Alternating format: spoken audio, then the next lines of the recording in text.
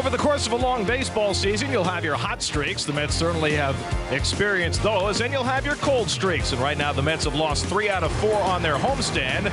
But the best thing about baseball is that every day brings a new game. As the Mets look to get things righted, players coming off surgery, players trying to gain a little knowledge, and players red hot and on their way to MVP caliber seasons. At Shea Stadium in New York, the New York Mets play the Cincinnati Reds, also available in HD. And a pleasant good evening, everybody, and welcome to Shea Stadium. Gary Cohen and Keith Hernandez with you tonight as the Mets play the Reds in the second game of a 4-game series. Cincinnati won last night. Mets are 1-3 on the homestand. They came home with a 9.5-game lead, and it's got to be difficult 3 months from September to have this big a lead and avoid complacency. Well, I think it was set up after that big road trip they had, and of course ending it up with the sweep in Philadelphia, their division rival. They come home against Baltimore. They're only human. And I'm not making excuses for them. It was a perfect setup for a letdown, and I think they did have a little letdown, and they run into some pretty good starting pitching. Last night, Bronson Arroyo was terrific. Now tonight, Elizardo Ramirez, a guy the Mets have not seen a whole lot of, will pitch for Cincinnati. He doesn't have a great record, but he's been pitching awfully well. Well, the former Philly just only had one appearance against the Mets, 1 inning back in 2004. Worked with Mario Soto in spring training, developed the circle change. You know that Mario Soto was the ace of the Reds back in the 80s. A great changeup. That's been the difference for him. He's been a hard luck pitcher for him this year. Meanwhile, Steve Trachsel will go for the Mets. Back into the rotation, continues to pitch better for the Mets, and Traxel's won 2 in a row. Well, Traxel is now evened his record at 4-4, and you're absolutely correct. He has picked it up for this ball club. He was a big part of that last road trip, and he's looking to get on the winning side of that record, 5-4 tonight. So it's the Mets against the Reds. Steve Trachsel for New York. Elizardo Ramirez pitches for Cincinnati. And while the Mets have struggled on this homestand, Jose Reyes has stayed hot. And Chris Cotter will talk about the Mets speedster when we come back to Shea in just a moment.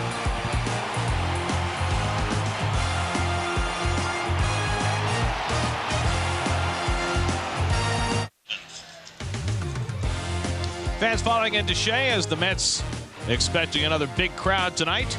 Take on the Reds in the second game of their series on a warm, humid night at Shea Stadium. Jose Reyes getting ready for tonight's game, and Reyes, despite the Mets losing 3 out of 4, has stayed raging hot. Chris Cotter down on the field. Chris, Reyes has been steaming. That he has. Guys, get ready. Carlos, have a good game. X. No problem. Yeah, he has. He's been unbelievable, hitting 500 over the 7-game hitting streak. And, he's actually taken more walks, too, this year. But Willie Randolph talked about it before the game today. He said, you know what, it's not just about taking walks. It's about being aggressive as a hitter up there in the strike zone and knowing who you are. If you're a fastball hitter and you see a fastball first pitch right over the plate, swing at it. So he wants him to stay aggressive at the plate. Now, the one thing I've noticed about Jose all year long, just being around him, is nothing ever really seems to get to him. He always seems to be jovial, in a good mood, clowning around with Carlos Delgado, whatever the case may be. But here's the thing, that energy on the field really translates into the clubhouse. I think a lot of guys really feed off of that. Now, the one thing I look at, too, is I say, hey, I wonder if this energy belies his upbringing or whether it's actually a part of him emerging from it. Came from the Dominican Republic. Very poor. His family had a 2-room house with a dirt floor. When he first started playing ball in the States, he would go home, and his parents would give him the only bed in the only bedroom they had. They would sleep on the floor. He has since built them a nice home down there in the Dominican Republic. But Willie Randolph says this about him.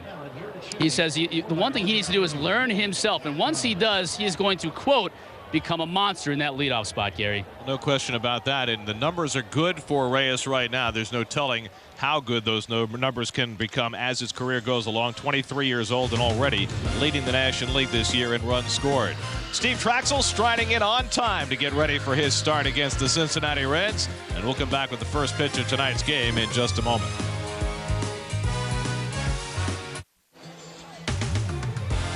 New York Mets baseball on SNY is brought to you by ChevyOffers.com, the presenting sponsor of Baseball Night in New York.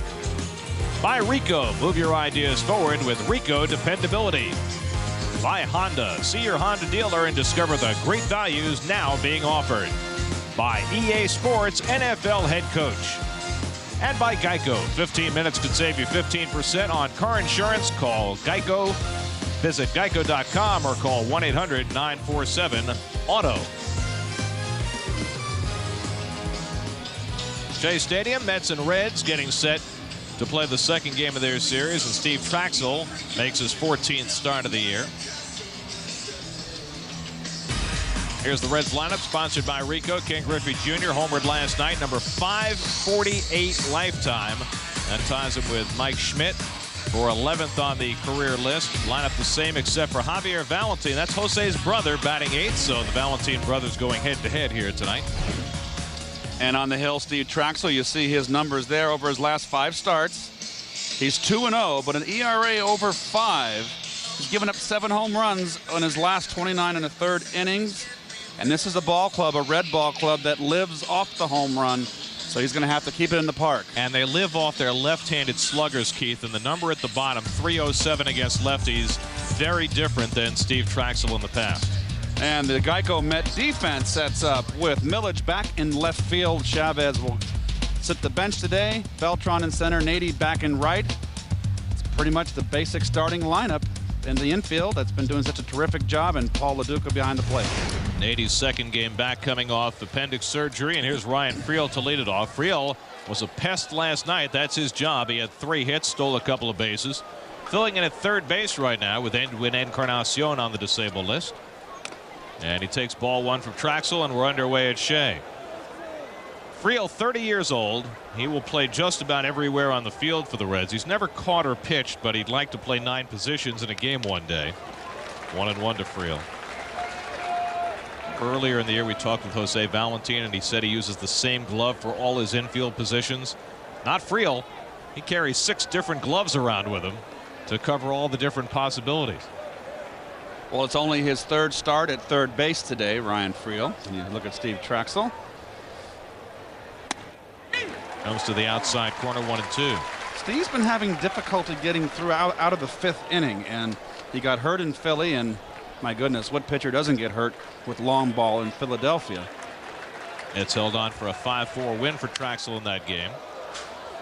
Traxel's won his last 2 starts.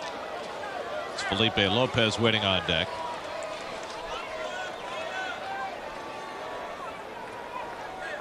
You see, he hasn't won 3 in a row in some 3 years. So he's going for that here tonight against a Cincinnati team that bounced back last night after losing 8 out of 9. And he bounces the splitter 2-2. This is an interesting Reds team to pitch to because they're very much along the lines of a Moneyball team. Lead the league in walks, lead the league in home runs, looking for that 3-run homer. That's their game. They do strike out a lot. And Friel just got a piece of it to keep the at-bat alive. Jerry Narron just completed 162 games as Reds skipper, and he's done very well. But there you see that the Reds get more of their runs by percentage from home runs than any other team. The Mets, by contrast, are right in the middle of the pack, 15th in the major leagues. And it's 3-2 to Friel. And I think that middle of the pack is right where you want to be, where you've got power, but you're not too dependent on it. Well, they've got a balanced lineup. They've got enough power in the middle and the speed on top, much as this red team does. They got speed on top. Down the line, and Friel has himself a base hit. Millage chases it. Friel will try for 2. Good throw by Millage, and he's out by a mile. Ryan Friel, meet Lasting's Millage. Well, word's going to get around eventually that this kid can throw. The Mets lead the league in outfield assists. That's their 20th. Well, Friel here got a high split finger up in the strike zone, and Millage goes around. See him? Comes up with no wasted motion. Perfect strike to second base. Very nice play. We know one exciting out. Well, we know Willie Randolph is high on this young man. As Lopez takes a strike. He's got lots of talent, and he's can do more than just swing the bat and run the bases. Play a little defense. You know, Willie's contention is that Millage doesn't have a great arm, but his mechanics were perfect there, Keith. He got himself in great position. Well, like you said, he came around the ball to get his momentum towards second base and came up throwing with no wasted movement. 1-1 to Lopez. Very nice play. By the way, Cliff Floyd is down in Port St. Lucie trying to rehab his injured ankle. He's eligible to come off the disabled list Thursday, but that would be a stretch. So it looks like Millage will be here a few more days. Now, there had been some speculation that when Floyd came back with the Mets going to play American League teams and needing a DH, that they might keep Millage around a little longer, but Willie's not inclined in that direction right now. He's talking more about DHing Delgado. Popped up, and Delgado barely moving. And making the 2 away.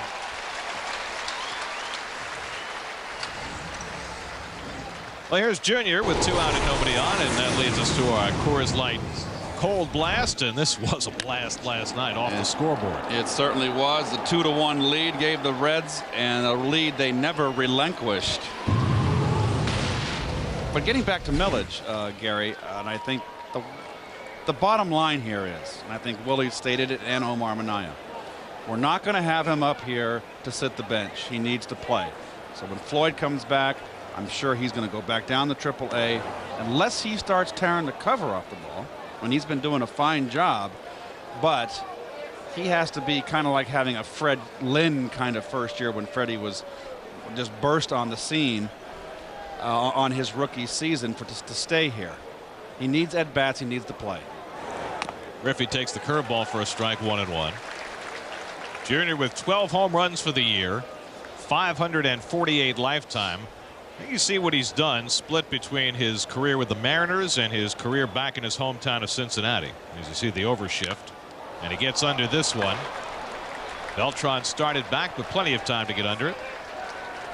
And so, helped by lasting Millage's right arm, Steve Trachsel has himself a quick inning in the first as Millage guns down Friel for an exciting opening to the game.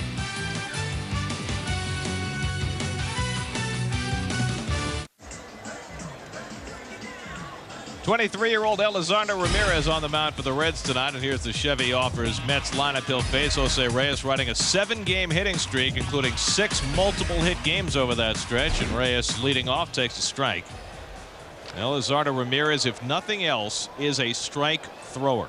That is for sure. You see the walks right there to innings pitched. That is outstanding. And Reyes slaps one foul, 0-2. Ramirez comes off the game of his life in his last start against Milwaukee. He threw 8 shutout innings, allowed just 5 hits, walked 1 and struck out 10. And what did he get?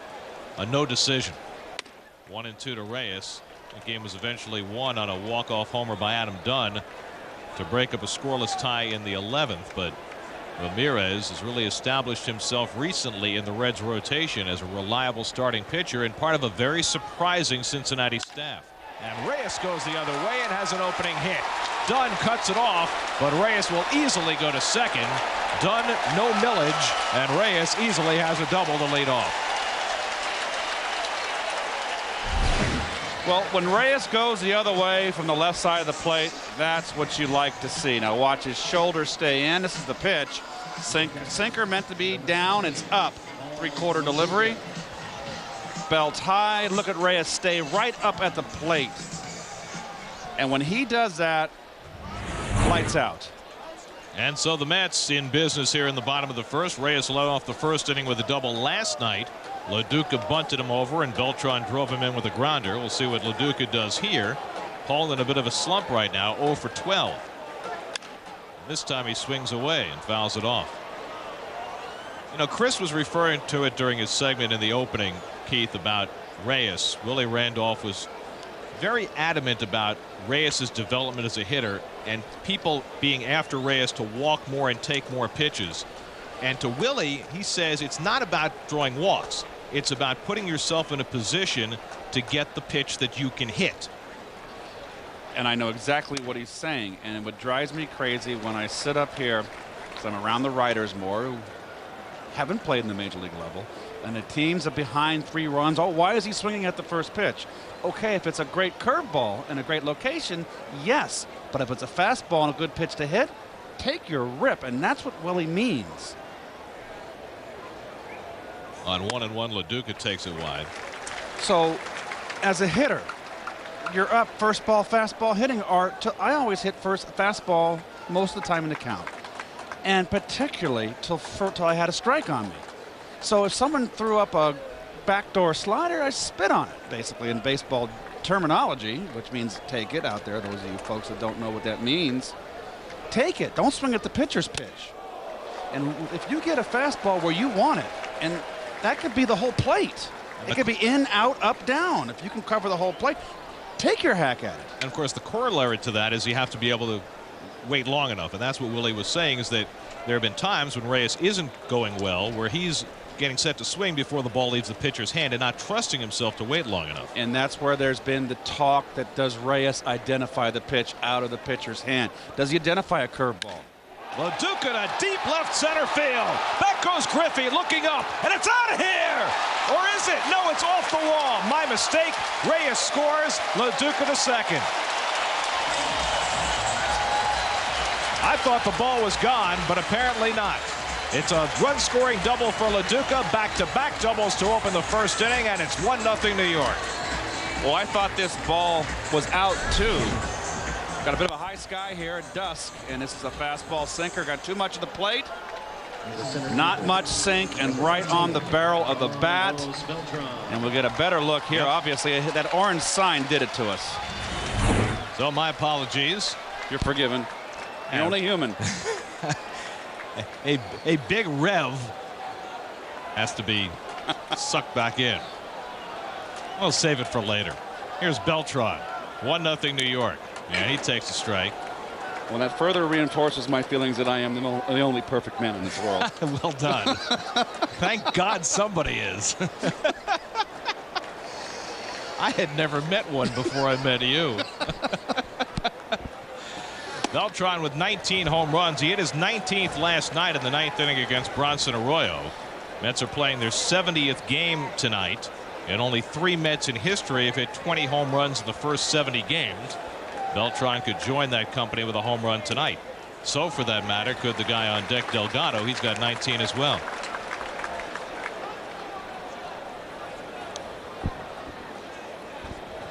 Well, we've seen it so many times, Gary. When Jose Reyes gets on base, runs will score. He is such a catalyst to this lineup. 59 now that he's scored, the most in the National League. 2-2 to Beltran.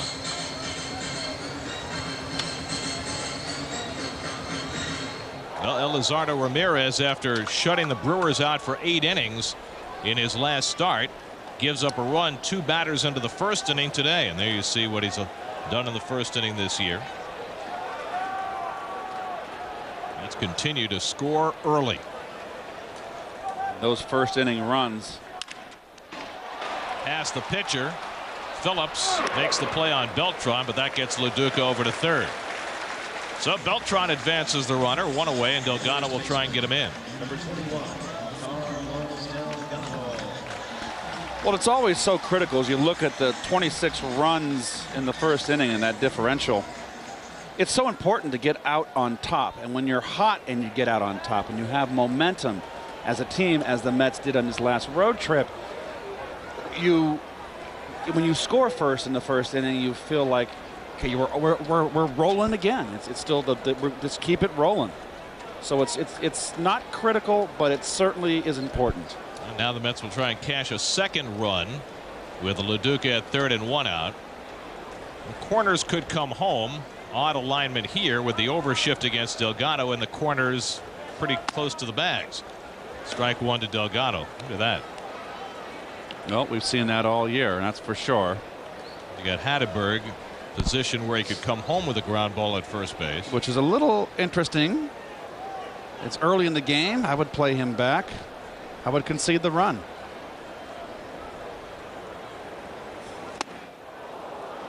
And Ramirez gets ahead 0-2. And Carlos Delgado, who we know went into that little bit of a slump. Not a little bit of a slump. There's a circle change. See the three fingers on the ball with the thumb creating the circle.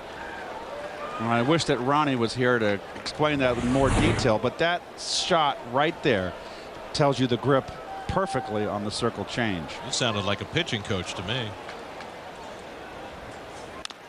Delgado fouls one away. You know, there's also a palm ball too, and John Denny, the old Philly and Cardinal pitcher. I played with John in the minor leagues in St. Louis, and he went over to Philly and the Reds.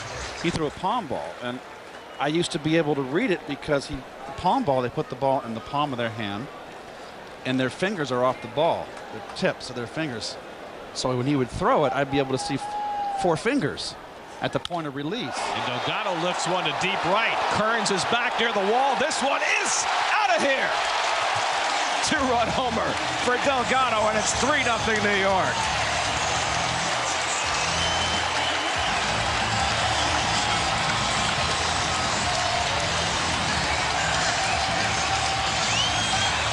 Number 20 for Carlos Delgado, and the Mets off to a fast start here at Shea.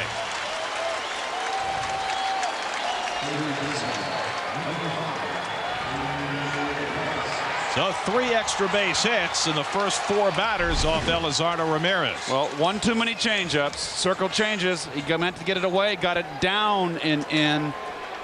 And no, it's a slider. Excuse me. Curveball meant to be backdoor. And Carlos, great call, by the way, Gare. Here's David Wright, and he takes a strike. And there's that grip. That's a great shot of the release. As Delgado loses one. Unlike Luduca. 0-2 to right. Well, Delgado with that home run joins some select Mets company. Dave Kingman, Darryl Strawberry, Mike Piazza, the only other Mets who've hit 20 home runs in the Mets' first 70 games. And now Delgado joins that company. 0-2 to right. And he pulls one to third. And Ryan Friel throws him out, 2 away. So 2 out and nobody on. Ta-da! We're on. Did you have something you wanted to say? Oh, about left-hand hitters, low-ball hitters, and right-hand hitters are mainly high-ball hitters. That's changed today. Everybody is a low-ball hitter today, both left and right. Why left-hand hitters love low balls so much, I can't explain it to you. Why the better question is, why are right-handers high-ball hitters better high-ball hitters than low-ball hitters? To me, the low ball was so easy to go down and get. The low ball you can go down and get, as you saw Delgado. With a pitch up and in, you had to rush and come in here. It's so much easier, like a golf swing, to come on a low ball. Not the only guy I can think of who right now is an exception to that rule that we see all the time is Carlos Beltran, who's kind of a high ball hitter. He's a high ball, side. but he's got that hockey swing a little bit. He's got that top hand, which is very interesting. He even does it when he does his little practice warm-ups. He's got a lot of top hand, which makes him a high ball hitter. Valentine takes low and inside, and here you got an unusual situation. You got Valentine at the plate, and his brother is behind the plate calling the pitches for Elizardo Ramirez. If anybody should know how to pitch Jose, you would figure it'd be Xavier, his brother. That would be a little mind-boggling, wouldn't you? You really have to put your head on straight and just kind of forget about that your brother's back there calling strikes, trying to get you out. 3-1 now to Jose, so right now he's got the advantage. So Javier's thinking, okay, it's 3-1. He's looking fastball. What am I going to do? What did he do when we were playing in the street? He had the tennis ball. He threw me a 3-1 breaking ball back in 1956 or whatever. I'm not sure they played that much together since they're 6 years apart. But he gets the fastball and hits it hard to short, but Lopez had him played perfectly, and Ramirez gets through the inning, but certainly not unscathed. Carlos Delgado unloading his 20th home run of the year, and the Mets, shades of the road trip, off to the big first inning start.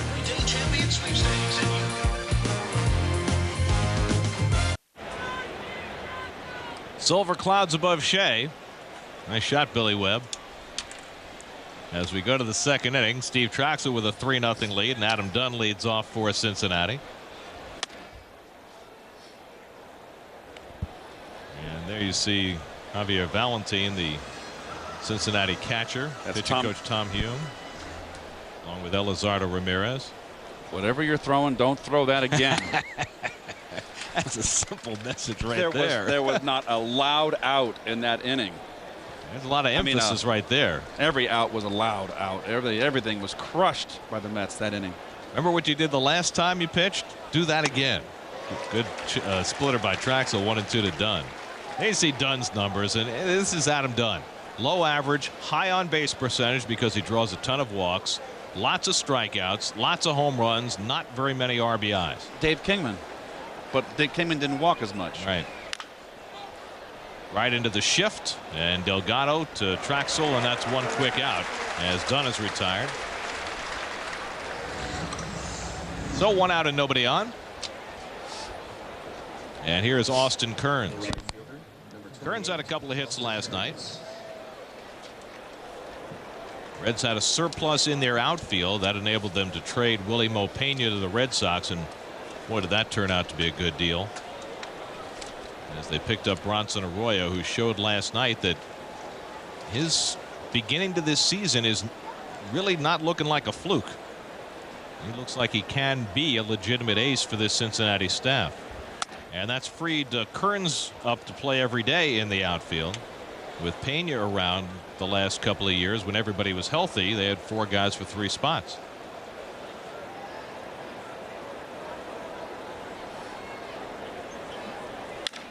Drive toward the gap. Millage can't run it down. Kearns heading to second, but Millage bobbles, and Kearns in safely with a 2-base hit. 18th double of the year for Austin Kearns. Another pitch up in the strike zone. Oh, right down the middle fastball. You can see the grip right there across the seams. Meant to get it away. Got it belt high and down the pipe. And let me tell you, if Millage comes up with this ball cleanly off the wall, he had a shot to throw Kearns out at second base. Right into his throwing motion off the wall. Absolutely. Just rushed it a tad. So a runner at second with 1 out, and here's Scott Hatteberg. Hatteberg, now 36 years old. He was a fixture in Oakland for 5 years, but they declined his option after last season, and the Reds got themselves a bargain basement pickup. And Hatteberg's doing what Hatteberg always does. His on-base percentage around 400, in the top 10 in the league. Traxel checks the runner and gets the out. They're 2 away. So the Cincinnati Reds have kind of been patched together. They've picked up a lot of players since spring training began. Phillips coming to the plate now is one of those. And Wayne Krivsky, who's the new general manager of the Reds, seems to have guessed right in a lot of these cases, picking up players for virtually nothing and patching together a team that did not look like a contender coming into spring training. But they are a contender. In fact, if the season ended right now, they'd be the wild card team in the National League. Brandon Phillips had a good night last night. He takes a strike. There's some of those late acquisitions. Ross and Arroyo acquired during spring training. Phillips right after the season started. And they got Brandon Phillips for almost nothing. Saw Jerry Narron there. Mentioned Narron just completed 162 games as Reds manager. He was named to the post last June after Dave Miley was fired, and there's 6 games over 500 since he took over. The 162 games before that, they were 65 and 97. So they've done a pretty good job. 2-1 to Phillips. Well, they've been the surprise of the league, and Jerry Narron, of course, for you Yankee fans out there, if you're any of you listening, he was the catcher when Thurman Munson was tragically lost his life in that airplane crash. He was the starting catcher the night, well, the day that Thurman was killed. Former Yankee. I remember the next day the Yankees took the field with 8 players, and Narron stayed in the dugout until right before the game began, in a really stirring tribute to Munson. Talk about a difficult spot. Wow. Back in 1979. And Phillips takes ball 4. So Traxel walks the number 7 hitter, and now he'll take on Javier Valentin with 2 men on. Well, they're the best records in the National League, and you see Cincinnati right there behind the Mets and the Cards. Well, the Mets on top of the heap, obviously, there, and we've seen them all now, just about, and I've got to think right now, the class of the National League are the 2 teams you're seeing on top. You're at that point in the season now where the hot teams will level off, The good teams, whether they get off hot or get off slow, will start picking it up or maintain. Here's Valentin, who's hitting .226. He's been catching most of the time when Ramirez has been on the mound, and he takes a strike. Xavier Valentin. A little bigger than his brother, huh? Got that same, well, not quite the same mustache. I was going to say same look, manner of mustache. Same face. You can tell they're brothers. And like his brother, he's a switch hitter. 1-1 to Valentin. The Reds are carrying 3 catchers. There you see the brothers, Valentin. Got the same eyes. Different uniforms, though. But Javier's built a little more like a catcher. A little more heft. A little more pudginess to him. Hasn't missed too many meals. 2-1 to Valentin. You go right to the heart of the matter, don't you? It's just that locker room humor. You know that. There's just no holding back. It's that locker room humor. You had to have a turtle back. If you didn't, you'd get run out of the clubhouse with all the needling going on. Not a hard shell. There's the pitcher Ramirez on deck. That's with a 3-0 lead. Traxel trying to hang on to that with 2 out and 2 on in the second. Valentin pops one up. Late start from Millage, and he outruns his mistake. Millage froze on that pop-up. Reyes didn't even bother going back, figuring Millage would make the play, and Lastings did, with a quick heartbeat to boot. Good slide.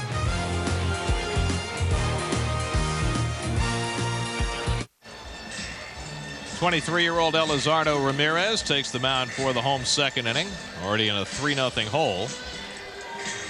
How does gas for free sound? Every weekday this summer, the WB11 is giving away $50 worth of gas for free. Log on to WB11.com for details on how you could win free gas and avoid traffic tie-ups by watching CommuterCast. Xavier Nady leads off in the home second inning. Nady made his return to the lineup last night and went 0 for 4. And he takes ball 1 from Ramirez. I was talking to X before the game, and he said his stamina is still not what he'd eventually like it to be, but he's going to work his way through it. And he goes the other way and lines one into Hatteberg's glove, 1 away. Well, you can relate to that, Gary. Well, he had the surgery 3 weeks ago yesterday, and I can tell you that, you know, I mean, I'm 20-some years older than Nady, so that's going to be a factor as well, but you don't get your energy back that fast, and it's still going to be a little while before he feels 100%. Of course, coming back against Bronson Arroyo last night wasn't the easiest task in the world. That was a tough guy to come out of the chute with. His Lastings Millage. He's already been front and center tonight. An outfield assist, and then a mistake in the outfield that he was able to overcome. As you look at Bronson Arroyo, today's a guitar day for Arroyo. He doesn't strum on his pitching days. 1-1 to Millage.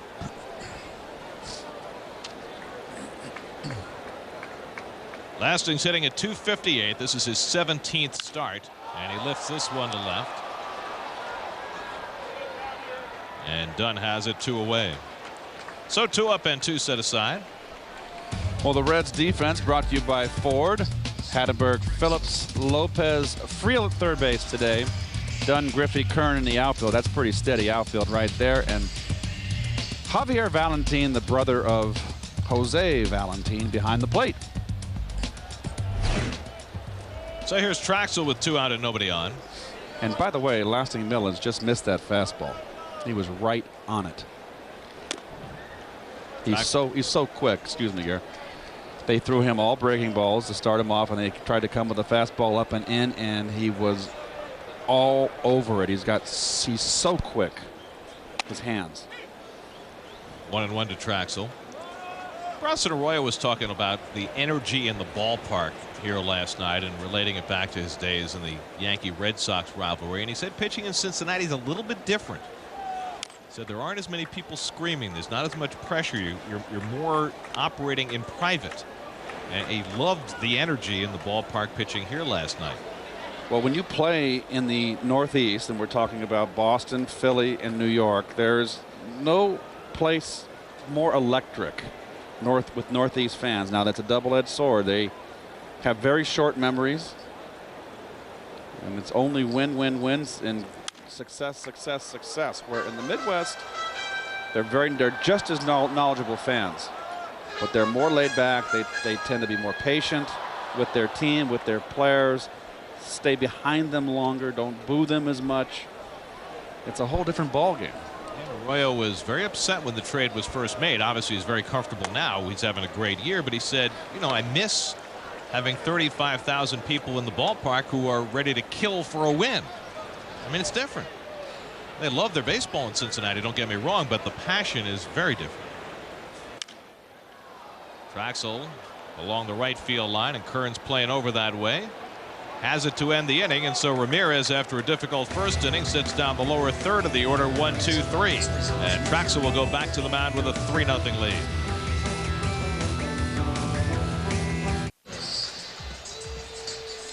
Third inning, Mets with a 3-0 lead. The pitcher Elizardo Ramirez will lead off against Steve Trachsel, and we're very pleased to be joined from the Mets dugout by Mets first base coach Sandy Alomar.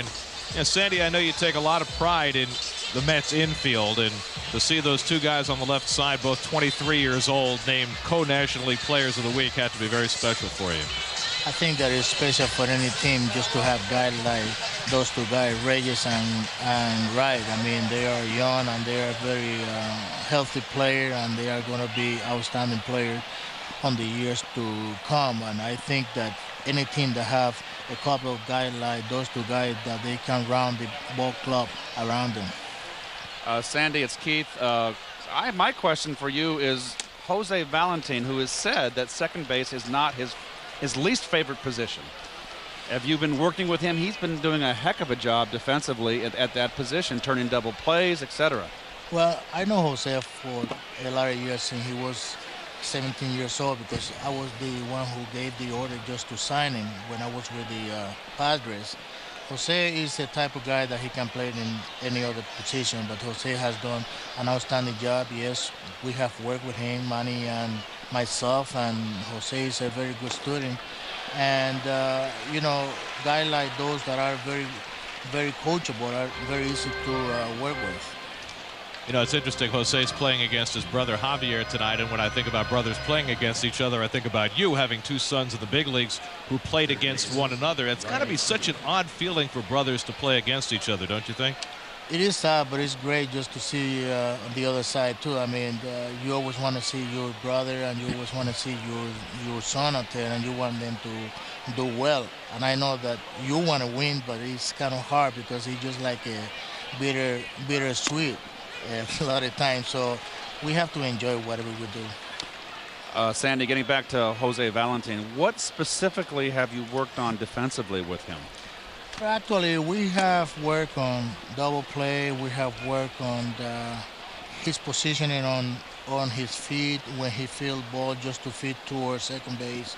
We work on the flexibility. We work on the backhand, forehand, just coming forward. Things like that, just to have the understanding about himself, things that he can adjust to and things that he can't take advantage of. 1-2 to Ryan Friel.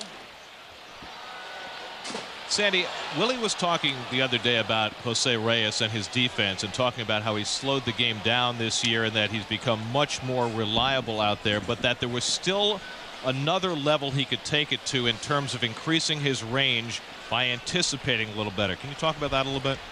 Well, I mean, Manny is the guy that is really working with him. Jose, the only thing that Jose has to do, I think, is to work with the signs. I think that if he anticipates signs, that he can make a better judgment on where to look for the ball and have the anticipation on how to guide himself going after the ball. But he has made some tremendous strides, hasn't he? I mean, Jose is fun, really. He just fun to watch. He's 23 years old, and who knows how many more years he got. But I tell you what, when he really learn about this game, there's not going to be anybody better than Jose Reyes. Sandy, you've been in this game a long time. Tell us your feeling about this ball club. I have not seen as fine a club put together here in quite a while. What are your impressions? My impression is, that we have a better balanced club. We have guys that are more dedicated, guys that are professional. We are helping each other, and everybody have an understanding that if we do work hard, we have a chance to go all the way, and that's what we really doing. Felipe Lopez at the plate with Friel at first after his second hit of the game, and Traxel checking in on him. Sandy, as Keith mentioned, you've been watching baseball, you've been part of baseball for so long, and you've been on teams before where they've built large leads. Is there any danger of complacency when you have this large a lead this early in the season? Well, that's what you have to guide off. I mean, you have to guide that you just don't want to be laid back. You just want to keep working. You want to improve day in, day out, and you have to make the other guys to understand that it doesn't take one game. You just take the whole season, and we have to keep going through it.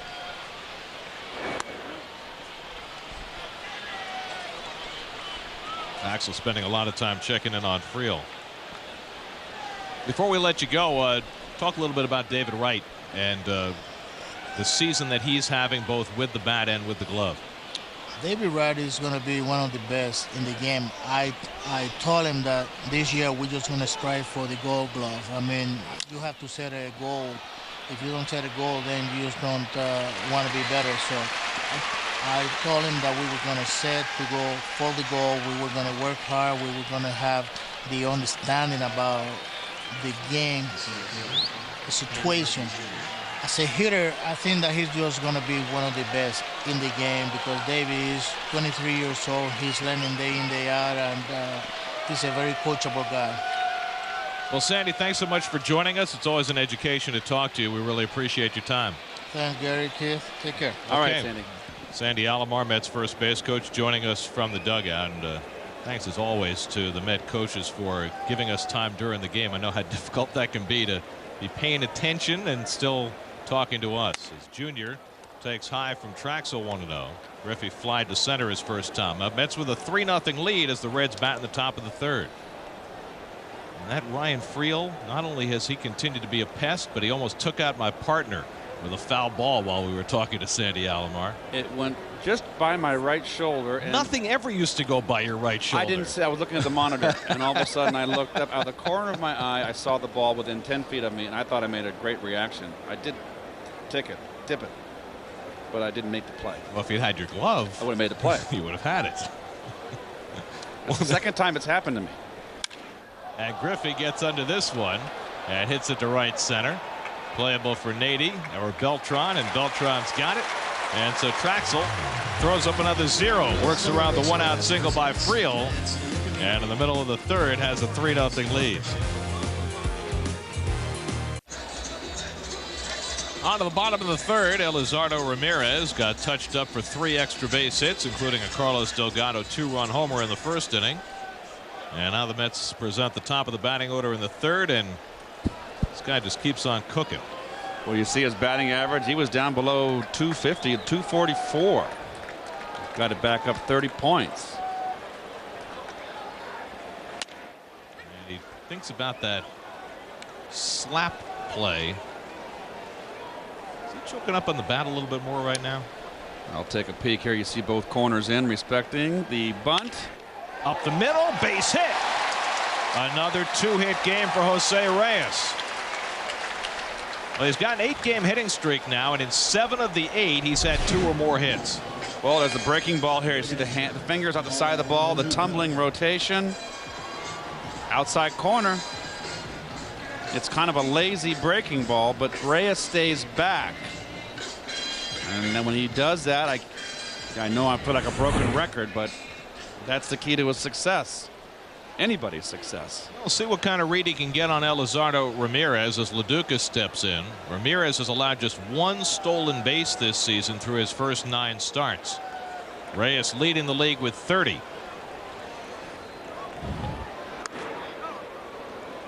And all year long, Reyes has been a guy that doesn't like to steal on the first pitch. He likes to kind of takes a measure of the pitcher.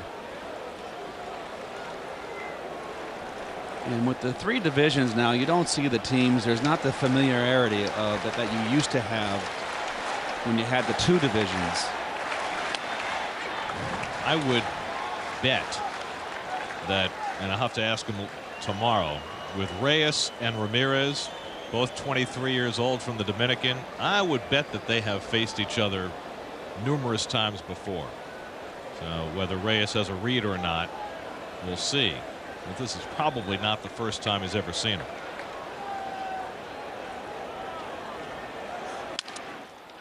For the bag, Phillips skids to a stop and turns the double play.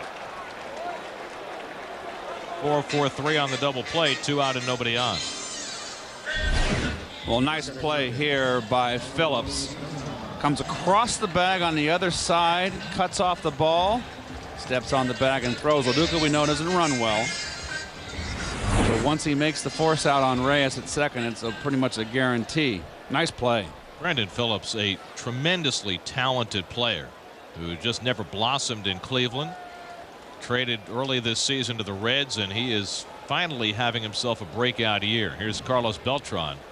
And for a Cincinnati team that does not defend very well, Phillips is probably their best defensive player. Beltran grounded out his first trip. Just 1 hit in his last 17 at bats. That one was a long home run last night in the 9th inning off Bronson Arroyo. Delgado has reclaimed the club lead in home runs with his 20th. Beltran just 1 behind him now. 2-1.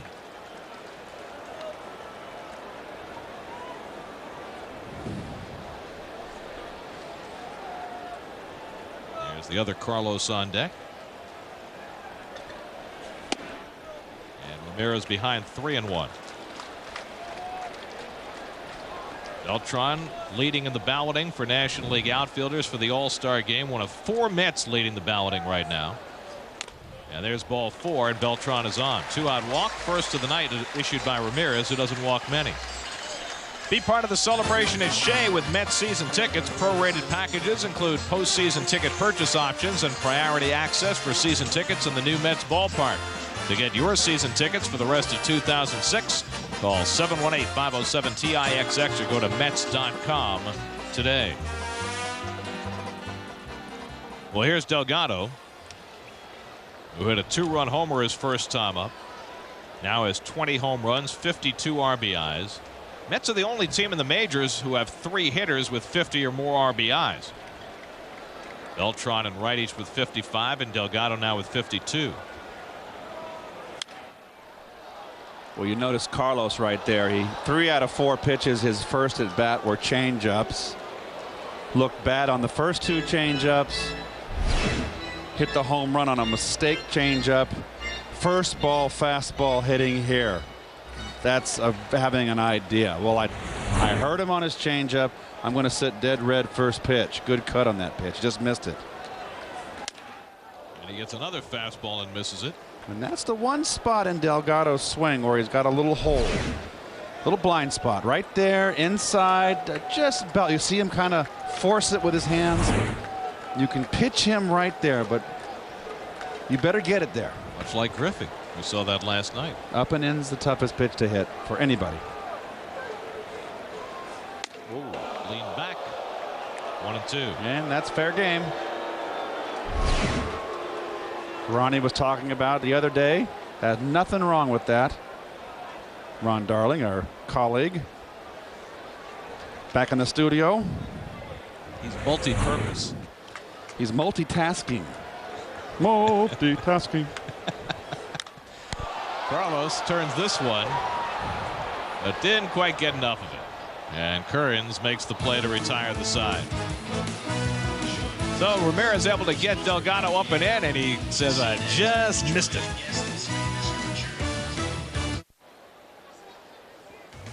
Beautiful view of the 59th Street Bridge.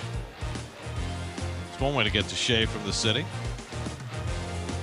Recommend the Triborough personally. And big crowd gathered here on a Tuesday night at Shea as Adam Dunn leads off and pops up Steve Trachsel's first one a mile high into that evening sky. And Beltran has it. One pitch, one retired. Traxel's last 3 outs have all been on fly balls to center field. Well, if you've noticed so far, Traxel came out of the chute. Oh. Tootsie Pop. Just don't bite it. Don't bite it. Don't bite it. I used to love those when I was a kid. Webby had to show me that. Which ones did you like? I like the chocolate one, the brown with the. Yeah, I like the purple ones. They were good too. Sort of grape. Picky. I like the red ones too, to be honest with you. 1-0 to Austin Kearns, who doubled to left center his first time up. One of 3 hits off Traxel. Kearns 3 for 5 in this series. And he goes the other way, hits it well. Nady back near the wall, and he's got it.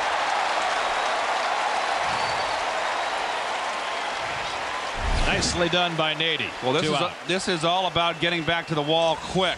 And that wasn't going to be a home run, but he got back to the wall and able to make the play. It's when you drift that the wall becomes a problem. He got back quickly, kept his eye on the ball. Nice play. And that's nice to see because, you know, early in the season, we watched Nady have trouble going back on a few balls, and he played that ball very well. Well, we got to remember, Nady is not a natural outfielder. He's been a third baseman, a first baseman, most of his career in younger days and collegiate days. He's made the change to outfield. I think for someone that hasn't been an outfielder most of his life, plays a decent right field. Scott Hatteberg takes the fastball high, 1-1. Hatteberg hit a comebacker his first time up. Traxel looking for his first 1-2-3 inning of the night, working with a 3-0 lead. And a good fastball, 1-2.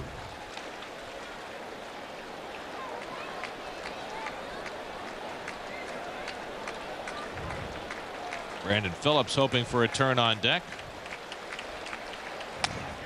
Just missed inside. Bob Davidson almost flinched. 2-2. And Bob Davidson is not one of those guys you want to do that to. He's got a little short fuse. Let's see the glove. Oh, he wanted to come up, didn't he? Looked like a strike, didn't it? Bob's a good umpire. He was out for a while. One of those 22 umpires who resigned, was not led back, and to Bob's credit, worked his way back through the low minors to get back to the big leagues. Hatteberg hits it to center. Easy play for Beltran. And Traxel with 3 fly balls has himself his first 1-2-3 inning of the game, with some help from Xavier Nady tracking one back to the fence to deny Austin Kearns.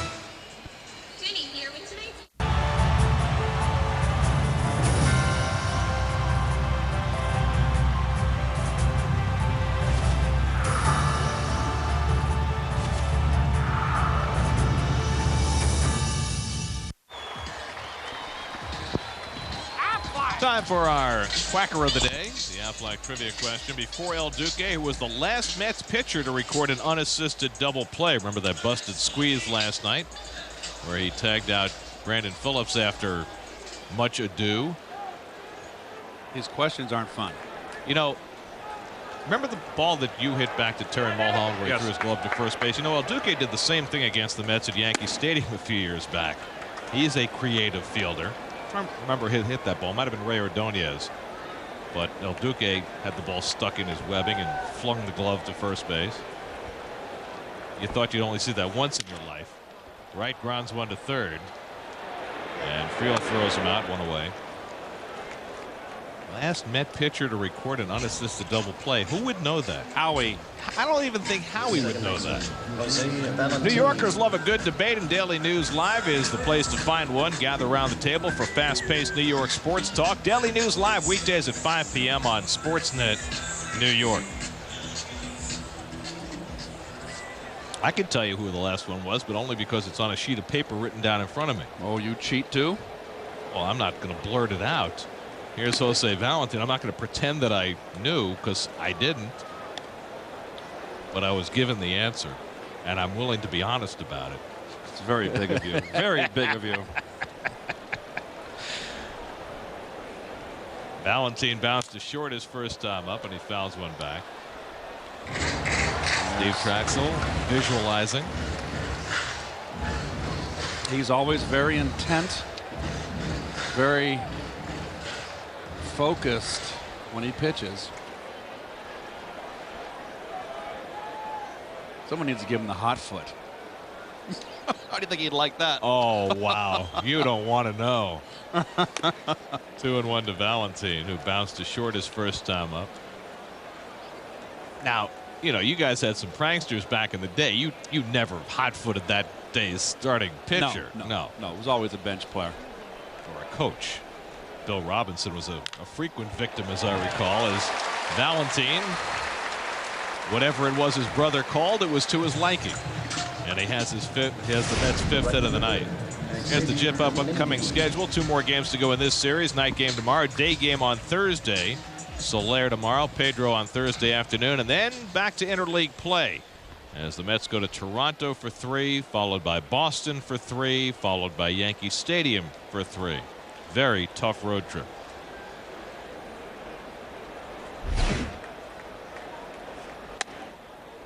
One and 0 to Nady. Nady hit the ball hard his first time up, lined out to the first baseman Hatteberg. And we always like to see Nady go the other way and drive it the other way. He has a tendency to try to pull the ball too much. He's very strong. He's a very quick bat.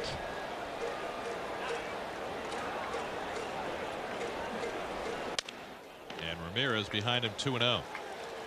Ramirez has walked 1, and that's about average for him. He's a guy who generally comes out throwing strikes. He's always had an uncanny knack for that. In fact, that earned him his nickname. His nickname is Easy because it's easy for him to throw strikes. Also a play on his name, of course, but that's his stock in trade. If he's not throwing strikes, he's in trouble. And Nady fouls one off. In fact, the knock on Ramirez when he was in the Phillies farm system was that he threw too many strikes, that he was too predictable, too much in the strike zone, and hitters got too comfortable.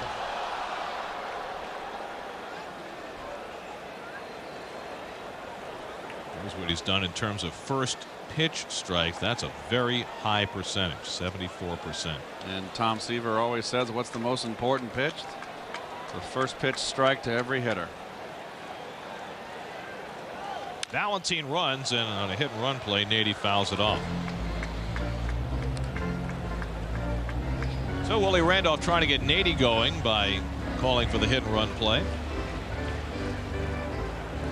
If you go back to before the appendix, Nady is now 0 for his last 16. So good count to play hit and run, and Willie did. Now it's 2-2.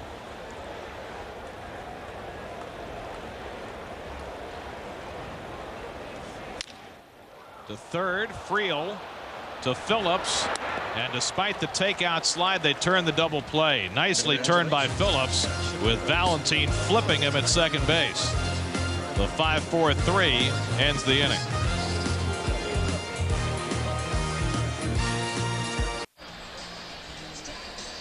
We go to the 5th inning at Shea. Mets with a 3-0 lead. All 3 runs in the first inning in support of Steve Trachsel, who's scattered 3 hits so far. Traxel bidding for his 3rd straight win. He certainly wasn't unscathed in the first 2. Gave up 4 runs in 6 innings his last start in Philadelphia, but he's been on top of his game tonight. Lower third of the batting order, Brandon Phillips drew a walk his first time up. And he goes the other way. A long run for Nady. And he won't get this one. It hops over the wall for a ground rule double. So on the first pitch thrown by Traxel in the 5th, Brandon Phillips, who had a big night last night, has himself another 2-base hit. That's his 11th of the year. Ball away, going right with it, and was slicing away from Nady. And he continues his torrid hitting. Phillips had the put away hit last night, a 2-run double off Chad Bradford that turned a 2-1 game into a 4-1 game. Now here's the number 8 hitter, Xavier Valentin. Valentin hit one to left his first time up, and Millage made a sliding catch. And he takes ball 1. Reds are carrying 3 catchers right now. It's awfully tough in the National League when you're carrying 12 pitchers to also carry 3 catchers. It used to be the norm. Back when you carried 10 pitchers. But with 25-man rosters, if you have 12 pitchers and 3 catchers, that leaves you only 3 other players on your bench who are non-catchers. There's been talk of expanding the rosters to 26 to carry an extra catcher. I don't know if that's going to get any traction. Reds have Jason LaRue and David Ross, who caught last night. 2-1 the count. Well, part of the talk in the last few years has been about trying to phase out the designated hitter, and as compensation to the Players Association for eliminating what are generally very highly paid positions, adding another roster spot or 2. I'd be fully in favor. I would be 100% in favor. Phillips trying to distract Traxel as he takes his lead, and Steve falls behind 3-1. Of course, if you eliminated the DH, you'd have to do it over a period of years because you have players who are signed who are not capable of being anything but a DH. Okay, phase them out. Yep. Phase it out. Maybe a 5-year plan, something like that. Whatever it takes.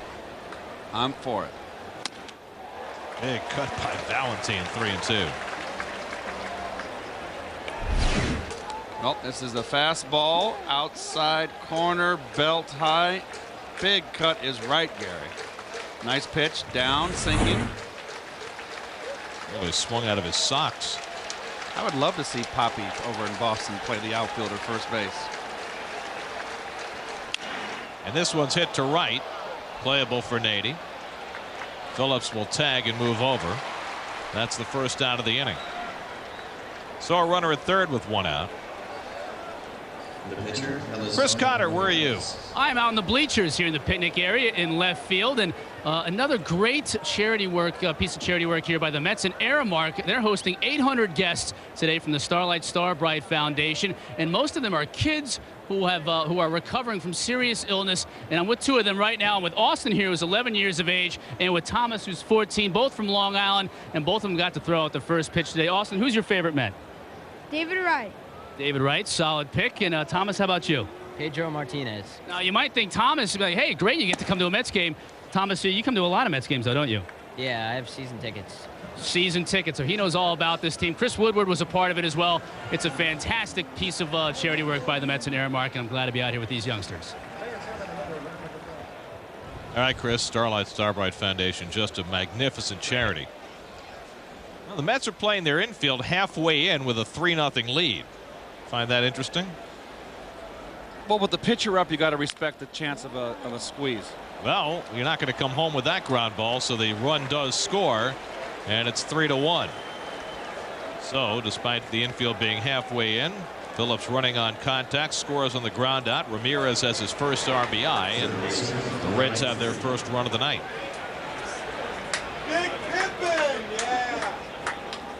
So 2 out and nobody on, and here's Ryan Friel, who's having himself quite a series. 3 hits last night, 2 more tonight. Friel is one of those guys who can play just about everywhere, and these days settling in at third. He's actually the 3rd option at that position. Edwin Encarnacion's on the disabled list. He was having a fine year. He's got a sprained ankle. And Rich Aurelia, the veteran, had been playing well in Encarnacion's absence, but Aurelia is banged up right now with a biceps injury, and so Ryan Friel slides over to play third, which is probably about his 6th best position. Good splitter by Traxel, 1-1.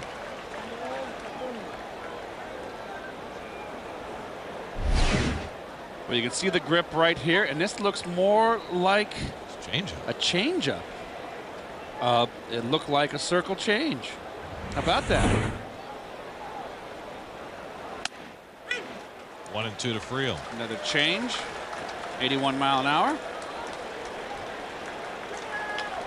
Traxel's always had a lot of pitches in his arsenal, and he's sometimes eliminated pitches.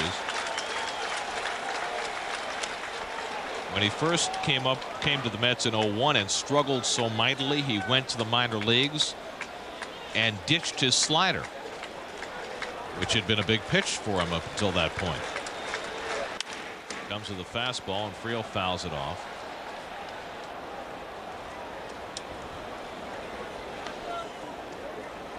But how unusual is it for a pitcher to have a split and a changeup? Well, they're both off-speed pitches. Why would you need two? Very interesting.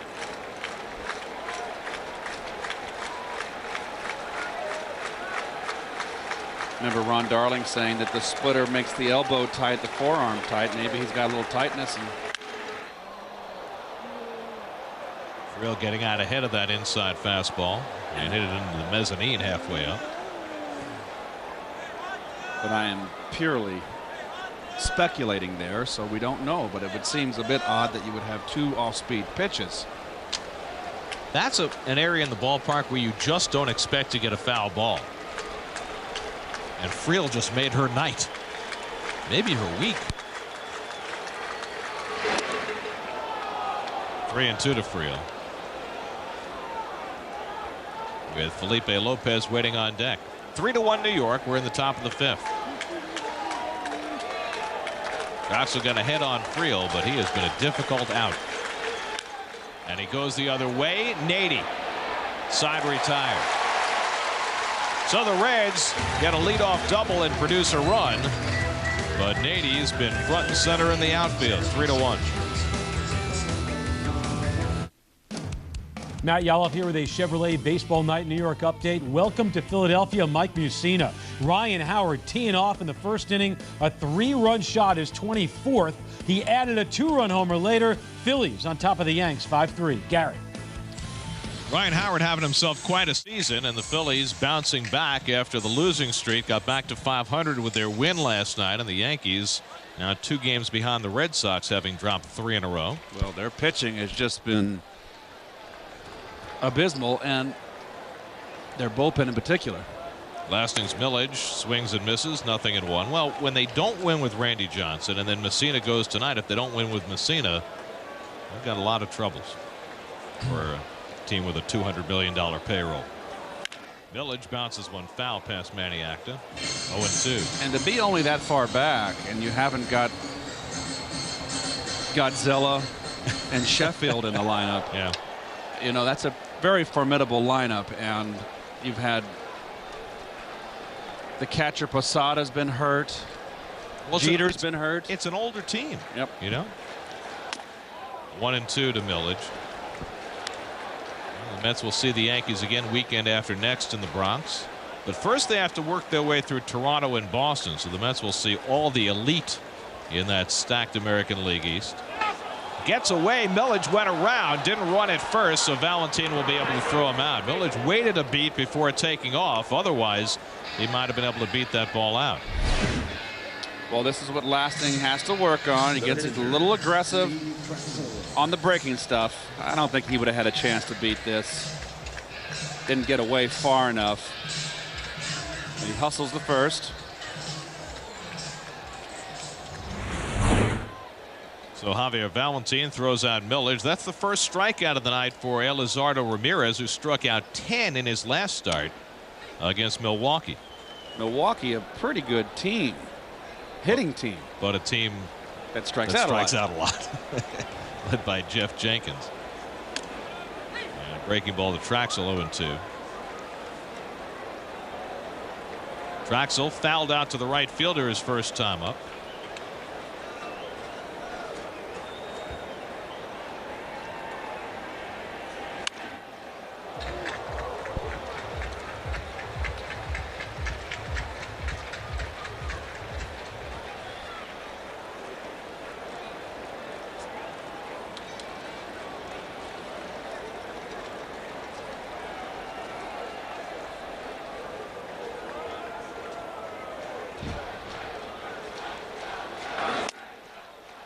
Ramirez misses 1-2. Steve Trachsel trying to get his season rolling. Did not begin well after a truncated season last year following back surgery. Reyes waits on deck. And it looks like he's just starting to get into gear. You've had back issues before, Keith, and I would think that as successful as the surgery was for Steve last year, it's got to take some time to get back to where you were before. And lower back that Steve has had the problems, and it's a lot of rehab, a lot of hard work to build the muscles back up, both the stomach, the front, and the lower back, the backside. You just lose a little flexibility. I don't care. You've been operated on, you've been opened up, and they've taken things out, and they've sewed you back up. Your back is not going to be 100% the rest of your life. I don't care. I mean, you can do all the stretching and all the things that you're supposed to do, but it's never going to be 100% again. On 3-2, Traxel lifts one foul. Kearns over near the stands, but he runs out of room. Well, Traxel made only 6 starts at the end of last year coming back from the back surgery. The first one was absolutely brilliant. I mean, he can't come back from an injury any better than Steve did his first time out last year. He pitched 8 shutout innings against the Giants. But I guess it's more building yourself back up for the long haul than anything else. And here he is 14, 15 starts into this year. And he drives one deep down the left field line toward the corner. It's out of here! Steve Trachsel with his 3rd career home run.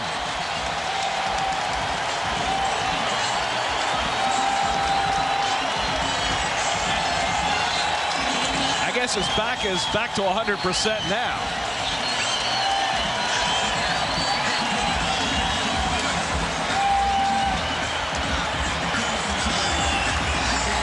That's the second time we've seen a pitcher hit a home run on this homestand.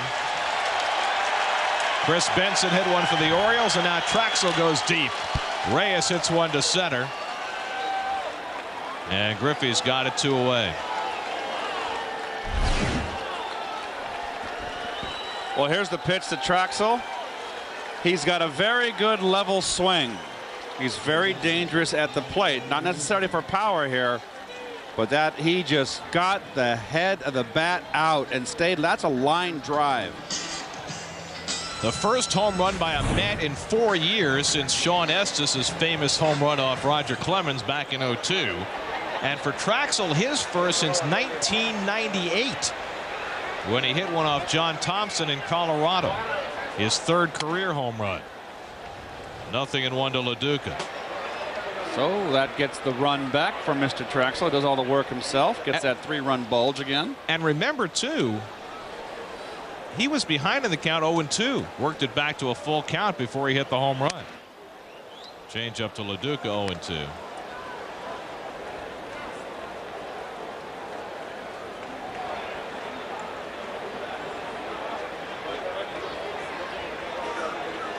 Now he's got to get himself back to visualizing pitching. He will do that. Well, look at him calming himself down. I mean, you get all pumped up hitting a home run.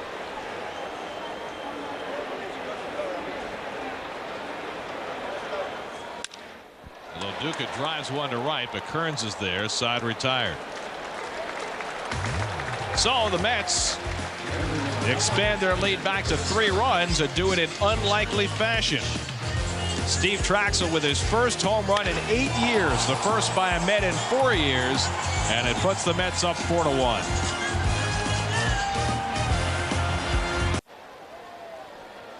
Well, Steve Trachsel back to the mound after making like a slugger as we answer the Aflac trivia question for it tonight. Before El Duque, last pitcher to record an unassisted double play. Clueless. Izzy, 1999 at Wrigley Field, likewise on a busted squeeze play. Of course, he went over to Oakland and to St. Louis, became a closer, came up as a Met. The big threesome. He was a starter. Generation K. Pulsifer and Wilson. Paul Wilson, by the way, on the disabled list. 60-day with the Reds. Shoulder again. He's such a nice kid, such a hard worker. Just has not been able to stay healthy his entire career.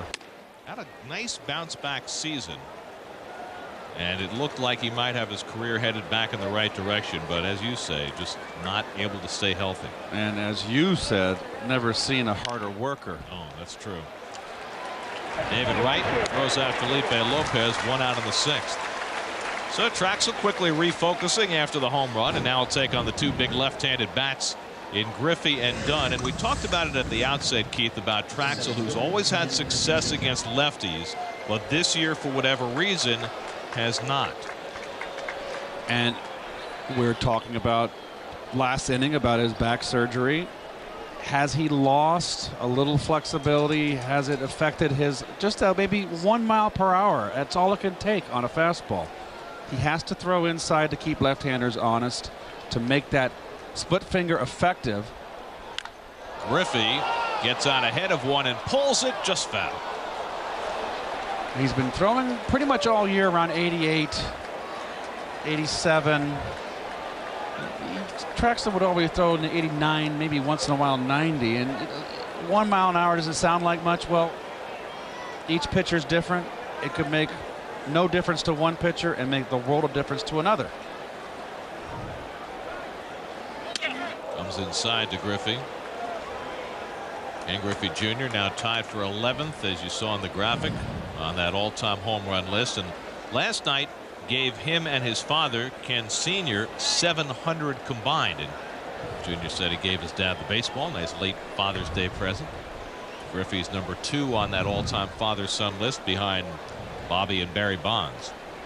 350 home runs behind, but they still are number 2. Well, I remember my Cardinal days in the Big Red Machine when Ken Griffey Sr. was a big part of that, and Junior had to be what, 10 years old. Into the shift, and Reyes halfway between first and second throws out Griffey. It's a very interesting spot for a shortstop to be. And we see more and more of it in today's game than I've ever seen it before. More players, dead pull hitters. Well, the Mets will keep that shift on against Adam Dunn, the biggest pull hitter of them all. Reyes goes even further. Look at where he is now. Even further past the bat. Adam Dunn, big guy from a small town in Texas, Porter, Texas. I never understand why when they put an infield shift on. What are the odds of Dunn hitting it down the left field line? And yet look at Millage. He's playing straight up. Why not get way in the gap, bring Beltran way over, and just give him the left field line? 1-1 the count to Dunn. Let's check in with Chris Cotter. Chris. Hey, Adam Dunn's a big pull hitter in more ways than one. He was wowing the folks in batting practice today. He hit one that hit the C in the Mets lineup over there on the scoreboard. That's Paul LaDuca's number as he grounds out toward first base. Carlos Delgado takes it and retires the side. 4-1. Mets on top of the Reds as we head to the bottom half of the 6th inning.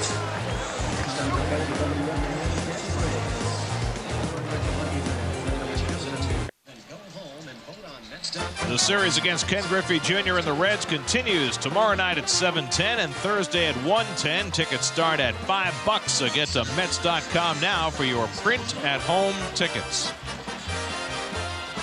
Of course, we go to the bottom of the 6th inning, and the Mets with a 4-1 lead. And Carlos Beltran will lead off against Elizardo Ramirez, who's thrown 86 pitches through the first 5.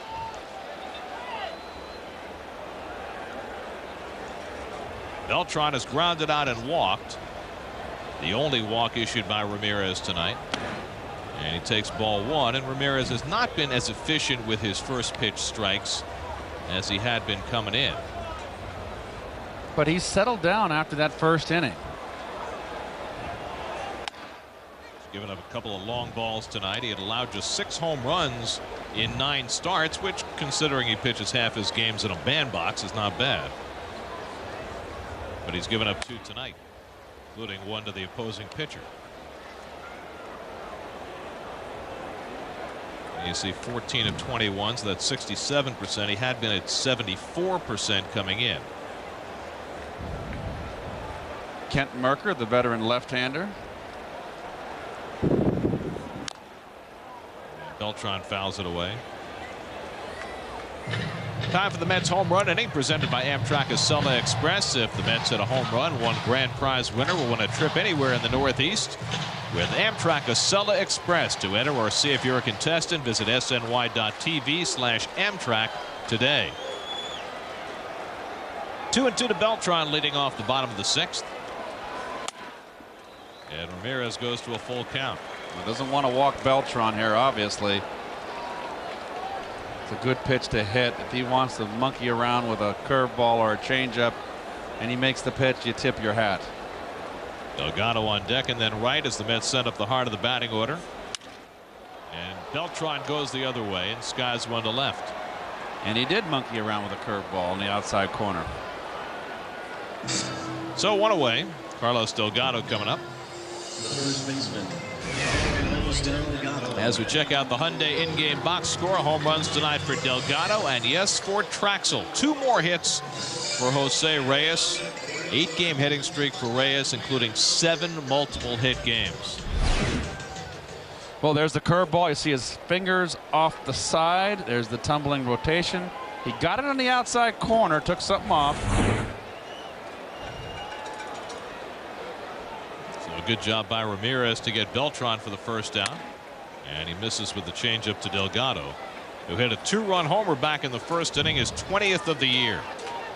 I mentioned that only 3 other Mets have reached 20 home runs in 70 games. This is the 70th game for the Mets tonight. And he aligns one right at Hatteberg for the second out. So 2 out and nobody on. Dave Kingman in 1976.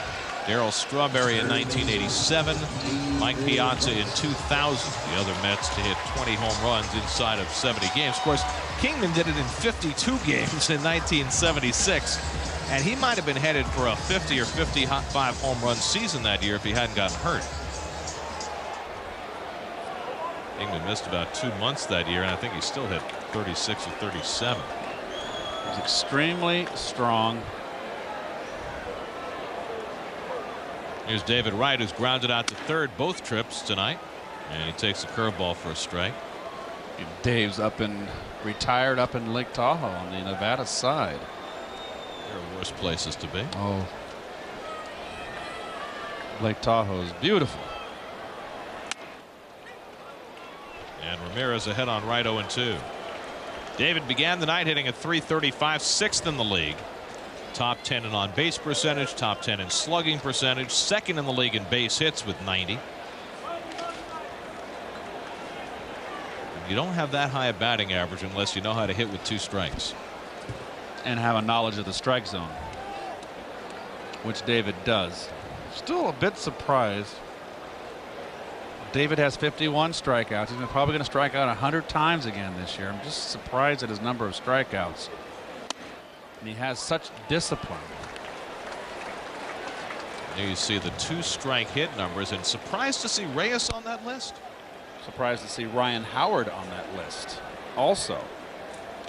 A lot of young players on that list, which is interesting. You know, the only veteran player on that list was Todd Walker. Otherwise, you know, Utley and Ryan Howard, Wright, Reyes, all very young players getting lots of hits with 2 strikes.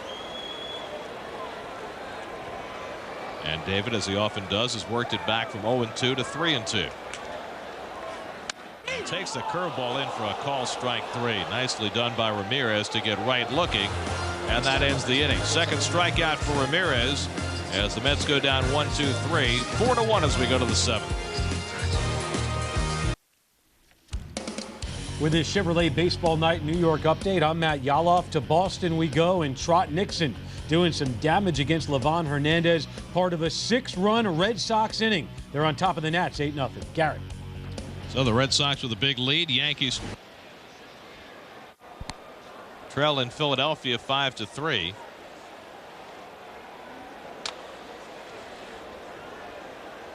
And we go to the 7th inning here at Shea with Austin Kearns leading off against Steve Trachsel. Kearns has hit the ball well twice tonight. He hits one well again and has himself a base hit. That's probably the dinkiest of his 3. A long drive to left center for a double, a fly ball to the wall and right that was caught, and now a little flare to right for his 2nd hit of the night. Hit number 5 off Traxel, who just threw his 82nd pitch of the night, and now he'll take on Scott Hatteberg. We were talking about Dave Kingman before, and that year he had 1976. Marty Noble just stuck his head in the door from Mets.com. Reminds that Kingman, when he got hurt on July 19th that year, had 32 home runs. And a foul ball just missed being an extra base hit. Billy Hatcher, the first base coach, going over and walking the line in front of the first base umpire Dale Scott to see exactly where that ball hit. Anyway, Kingman had 32 home runs on July the 19th, came back 6 weeks later, and the day he came back, Mike Schmidt tied him for the league lead. So he kept the lead for 6 weeks while he was on the disabled list. Pretty amazing. That's pretty good. So what would he have hit that year? 6 weeks out. I figure he would have challenged 50 at least. 1-1 to Hatterberg. Hatterberg has hit a comebacker and fly it out 0 for 2.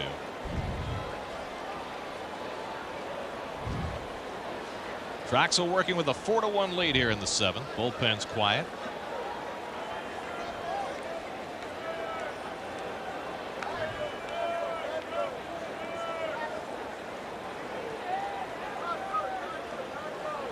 Steve has gone 7 innings twice this year in St. Louis and here against San Francisco.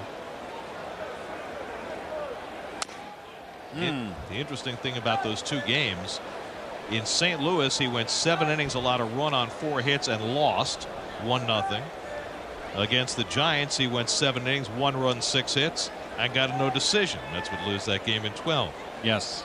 2 of his better outings of the year. His 2 longest outings, and the Mets lost both the games. And Hatterberg takes a fastball for a strike. You gotta wonder what Hatterberg was looking for there. Fastball, 2-1. 7th inning, leadoff runner on. Boy, you get a fastball on it, be on it like a rash. But you know, Hatterberg's out of that money ball school. Look for the walk.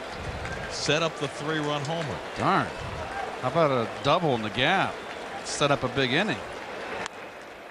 Remember what Billy Beane said, you can win with 9 Scott Hatterbergs. I remember Billy Beane in spring training with the Mets. Very impressive physical specimen. Yes. Good guy. Never quite made it as a big league player. He's certainly been successful over there in Oakland as a general manager. Boy. He has. They're going great guns again. They just had a 10-game winning streak stopped last night in Colorado. Well, will they send the runner here? I don't think they will. Down 3 runs. You want to run yourself out of an inning here. Strike him out, throw him out. Well, Hatterberg doesn't strike out much. So they run him, and it's ball 4. So he got his walk, and now the tying run will come to bat. Second baseman, Brandon Phillips. On the Toyota Interleague scoreboard, the Indians lead the Cubs, who won yesterday. Florida up again, going for their 9th straight win. What is getting into the Marlins? Dontrelle Willis pitching shutout ball tonight.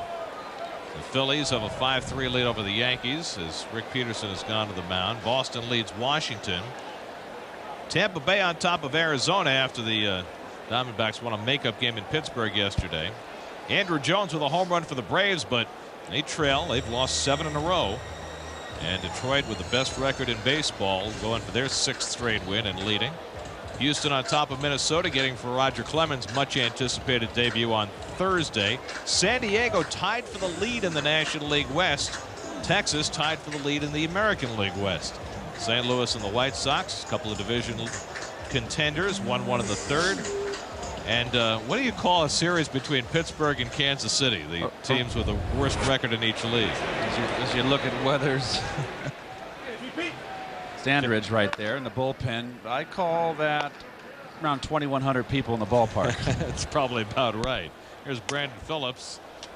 And Traxel falls behind him with a changeup. And so Traxel all of a sudden in some trouble here in the 7th inning with a 4-1 lead. He's got the lower third of the batting order up, but Phillips is having himself a fine series here, and Duaner Sanchez gets up behind him. And it's this time of ball game that's set up there for Sanchez here. He is the bridge to Wagner. And Phillips pops one foul. 1-1. And all of a sudden Traxel's getting it up. I kind of don't like to second guess, but a 4-1 ball game, 3-2 count, and you get to a 3-2 count messing around with junk, off-speed stuff, and then you throw a 3-2 split finger and you walk the runner, and now you got the tying run at the plate. On 1-1, Phillips lashes one foul. Well, he's gone right after Phillips here with 2 fastballs to get ahead. And you look at Brandon Phillips there in his late inning hitting, very impressive. Well, Phillips coming into his own here in Cincinnati after the trade from Cleveland. There's Xavier Valentin on deck, and he has certainly shown why in this series with his bat and with his glove. Rick Peterson coming to the top step. Base hit to left field. Everybody will move up a base. Kern stops at third as Millage plays it in. Bases loaded, nobody out. And how long does Willie Randolph stay with Steve Trachsel, who looks like he's losing it here in the 7th? Well, they've already sent Rick Peterson out there once, and there comes Willie. So that's going to be it for Traxel, who will leave with this 4-1 lead, but with the tying runs on base with nobody out. So Duaner Sanchez will be coming in, and Traxel, who was trying to get to 7 innings for the 3rd time this year, will settle for 6 innings plus. Job well done by Traxel. 6 strong innings and a home run to boot. This call to the bullpen is brought to you by Singular Wireless, raising the bar.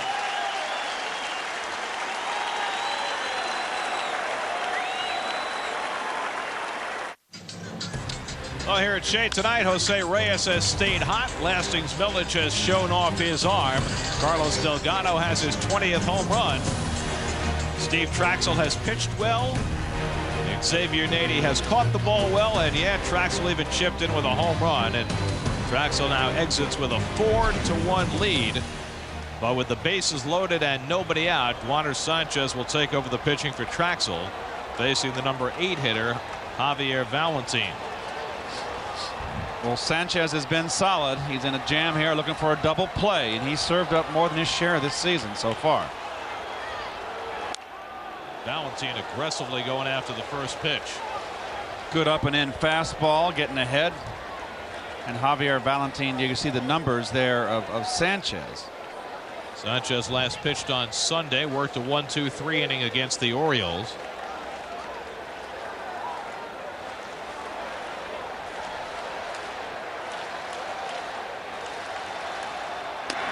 One and one to Valentin.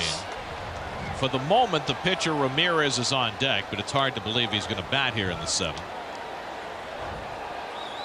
Unless the circumstances change in a hurry. Unless you've got a grand slam or you've got a tie ball game. Double. 3 RBI double. To center field. That'll get a run home. Will it get the runner to third? Atterberg tags and goes, and Beltran will throw to second with a 3-run lead. So it's a sacrifice fly for Valentin. That gets the second Cincinnati run in and makes it 4-2. Well, it's supposed to be a changeup. And there's the circle change. You see the index finger on the inner side of that ball.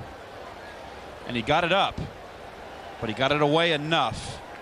And Beltran says it's too deep, and I'm going to keep that runner from first getting in scoring position, and that is the wise choice.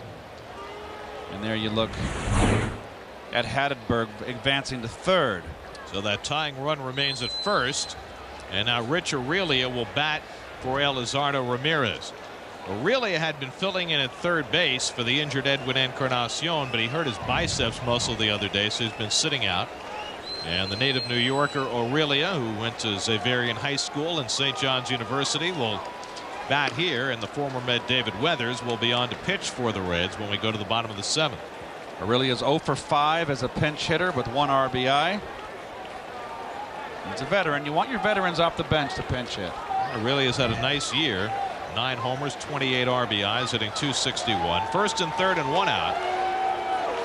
And Sanchez, who's been very, very tough on right-hand hitters this year, will try and get the double play ball. with Hatteberg at third. Phillips with good speed at first and 1 out.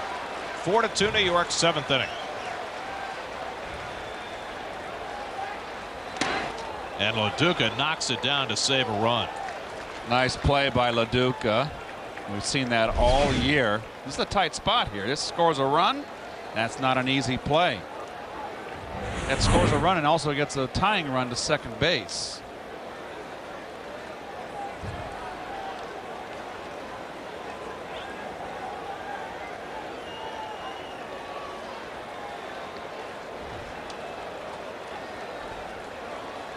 One and 0 to Aurelia. Hit hard and just fouled.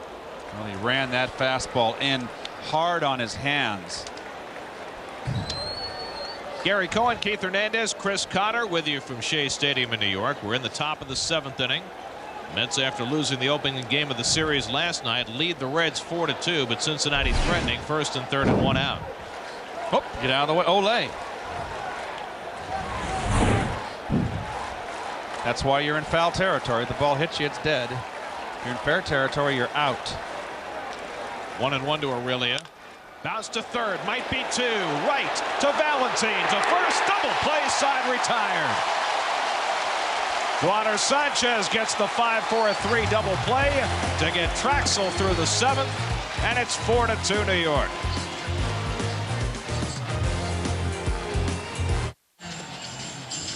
Steve Trachsel heading from the dugout back toward the Mets clubhouse. 6 solid innings, and Duaner Sanchez saved his bacon after Traxel left the game with the bases loaded. And the guy who used to work behind Traxel out of the Mets bullpen, David Weathers, now takes over the pitching for Cincinnati. Let's check in with Chris Cotter. He's standing by with the Mets starting pitcher, Steve Trachsel.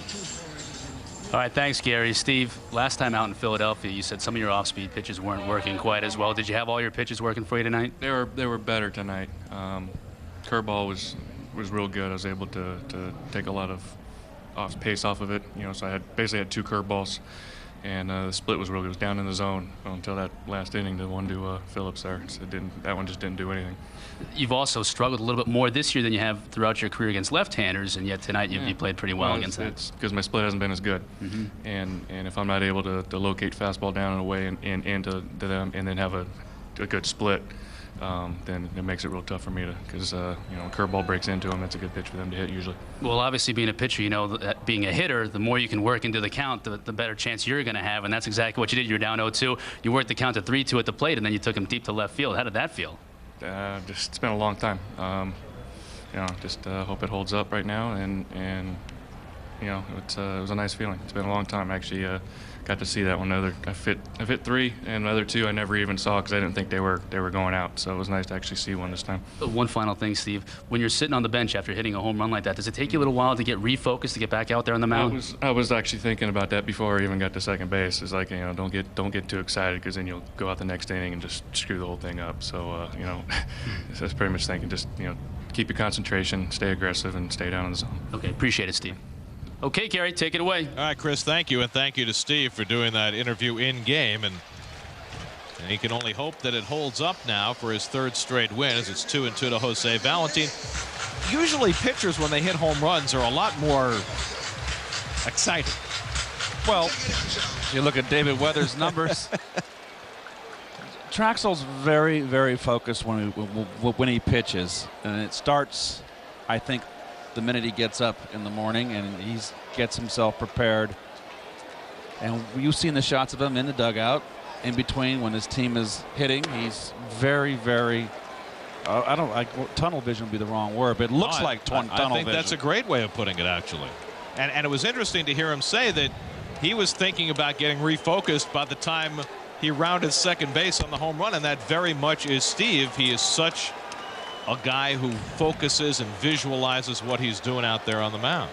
And I must say, and there's ball 4 to Valentin, and the Mets have a leadoff base runner.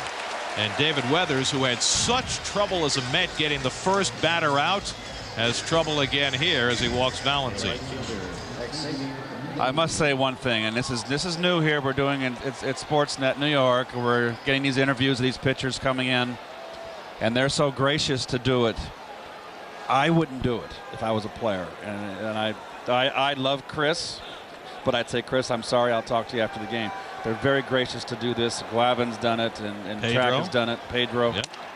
It really adds to the broadcast to get their feelings after they've been out there. In this case, Traxel for 6 innings, and to get his immediate thoughts after the game. Right there in heat of battle and during the game. It's an extraordinary thing, and we really thank Steve for agreeing to do that. So the Mets trying to add to their 4-2 lead. Nady is 0 for 2. And he takes low from Weathers. 1 ball, 1 strike. Now, David Weathers 9 days ago left a game after 4 pitches with stiffness in his shoulder. He pitched 3 times on the Reds' ill-fated homestand after that and gave up 4 earned runs in 2 innings of work. So things are not going well for Weathers right now, but he's a guy who really wants to take the ball every day, and going right back out there, and Nady hits one to deep left field. Done back, and it's out of here! Xavier Nady with his first hit since coming back from the disabled list, and it's a 2-run homer, his 10th of the year, and the Mets now have a 6-2 lead.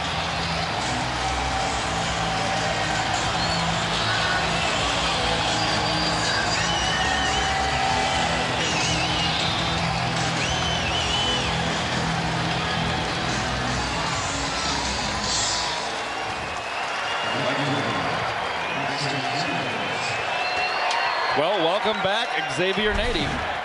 We know how quick he is with that bat, and don't throw inside to him. If you do, at your own peril. He is so quick inside. And Millage fouls off the bunt attempt, and that one caught Valentine. And there's the pitch running in, trying to get it inside. Got it in. Nady just turns on it. So quick. And that's got to feel good for him. He faced a tough Bronson Arroyo last night, went 0 for 4. You want to get, it's like a second opening day when you've missed this much season. And you see Weathers and his emotions.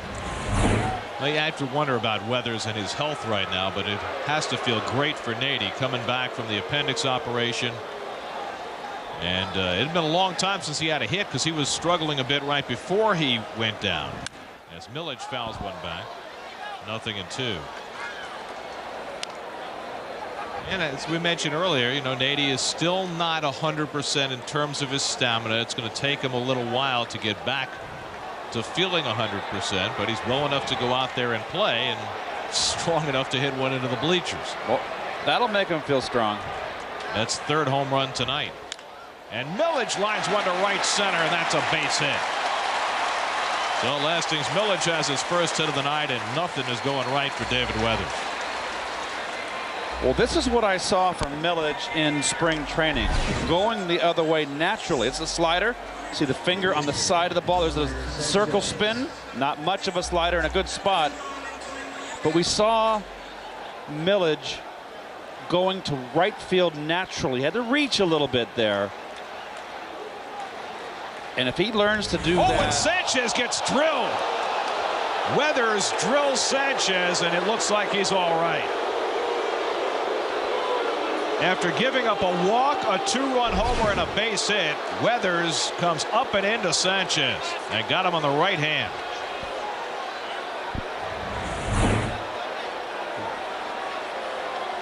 Did it hit him or the bat? They're giving him first base. Okay, and if it hit his right hand, there's got to be a little concern there. He appears to be all right. And I don't. Oh, but got him on the finger, maybe. I don't like. I think so. It looked like it caught him on the finger. You're right. And that is his throwing hand, and that's not good. That brings back memories of David Cone in San Francisco when he bunted. Well, Sanchez well enough that he's able to flash a smile as Weathers continues to struggle. Tom Hume, the interim pitching coach, out to the mound to talk it over with Stormy, who is in the middle of a firestorm now.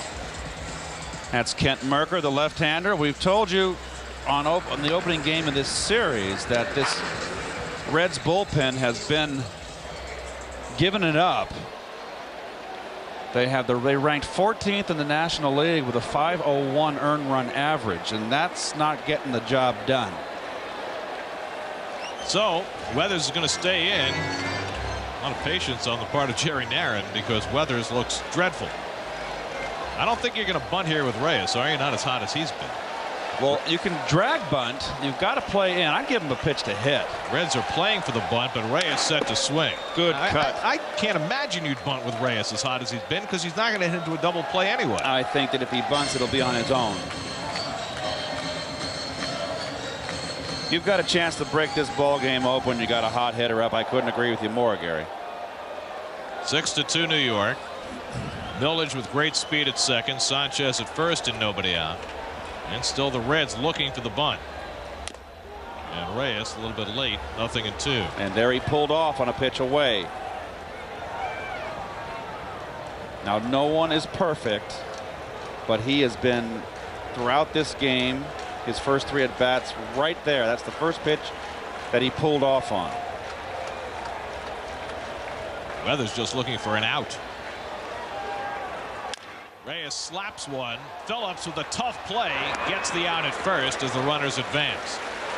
Now Brandon Phillips has had himself quite a series with the bat and with the glove.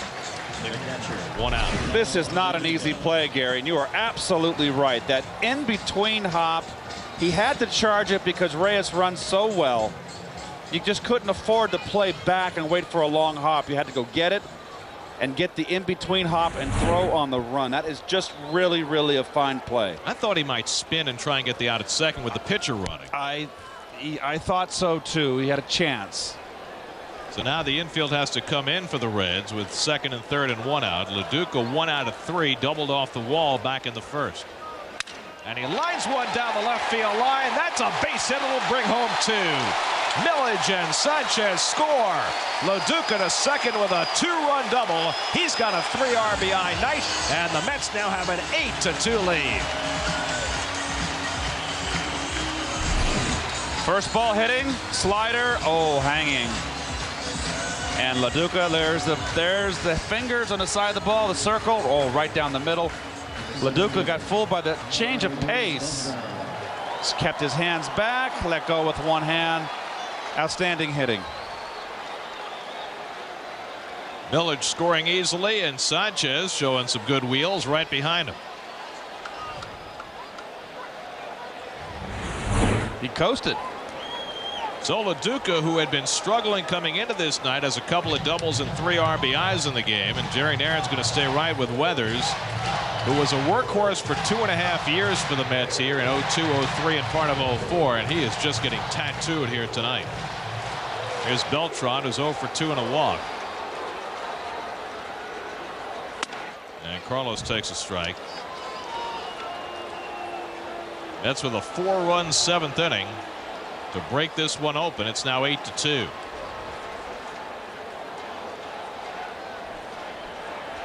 Mets had been sputtering a bit offensively on this homestand, but they got off to a fast start tonight with 3 in the first. Delgado with the big blow, a 2-run homer.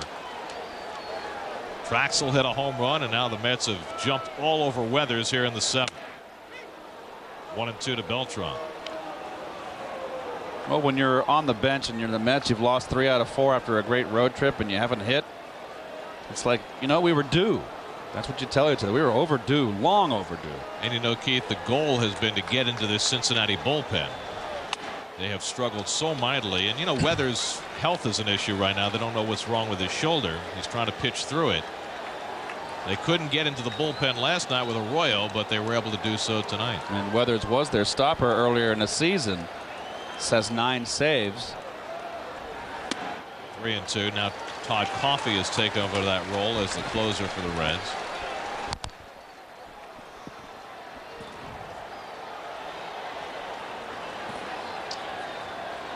LaDuca at second and 1 out.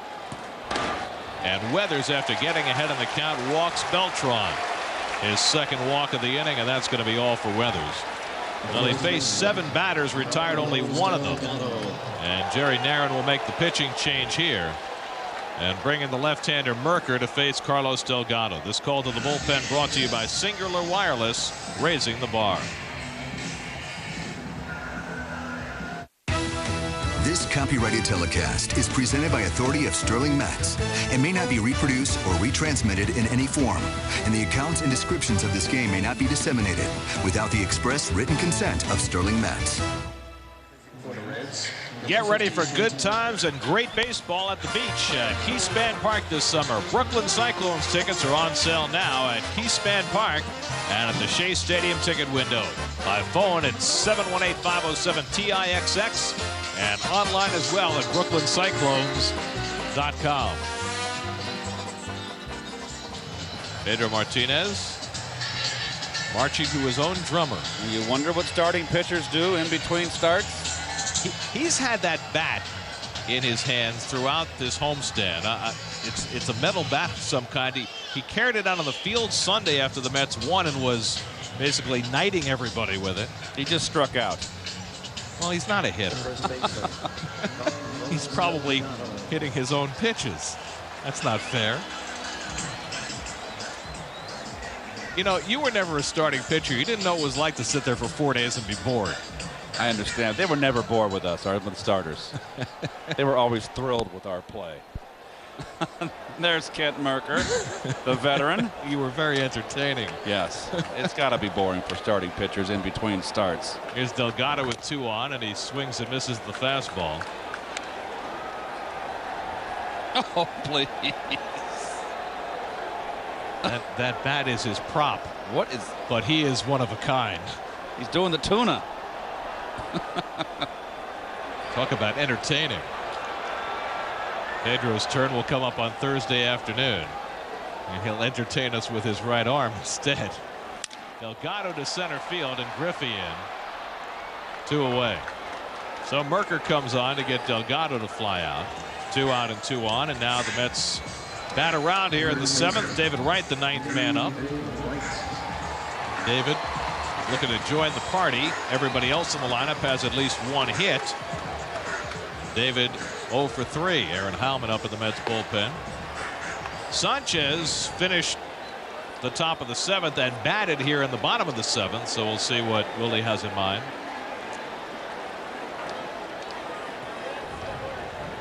Well, David has grounded out twice and struck out 0 for 3. Well, this is the poison in this lineup here. You bring in a left-hander to get Delgado. And what do you got next? You got a right-hand hitter in David Wright, who's hitting 429 against, 412 against left-handers. One of the best marks in the league against lefties. Ouch. I mean, in a tight ball game, you're going to have a right-hander to come up and go get him out too. Make another pitching change. If the game's on the line, you cannot let David Wright beat you against a left-hand pitcher. Duca and Beltran aboard. Kent Merker now 38 years old, and he's had arm problems this year. Was on the disabled list with an elbow inflammation in May. Wright goes the other way, but right there is Kearns, and that retires the side. But 9 men come to bat for the Mets in the 4th inning, and Xavier Nady provided the spark. First hit back off the disabled list, a 2-run bomb, and the Mets now have themselves a 6-run lead as we go to the 8th.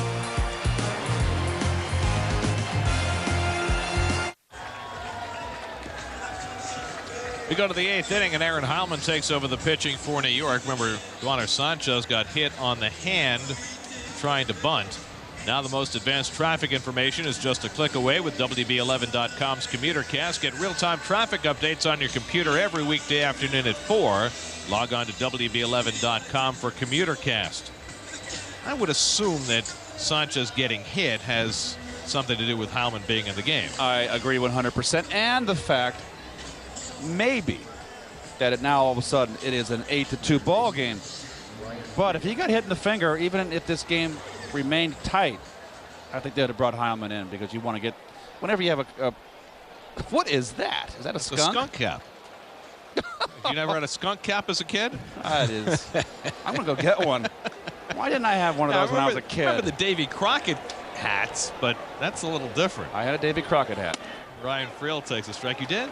Yes, I was a little late for that. You're a couple of years older than I am. I missed out on the Davy Crockett hats. Fess Parker was Davy Crockett. Exactly right. Ryan Friel is 2 for 3. Broken bat bloop. Millage in, but he'll have to play it on a hop. So Friel, who had 3 hits last night, has 3 more hits tonight. It cost him a bat that exploded into a billion pieces to get this one.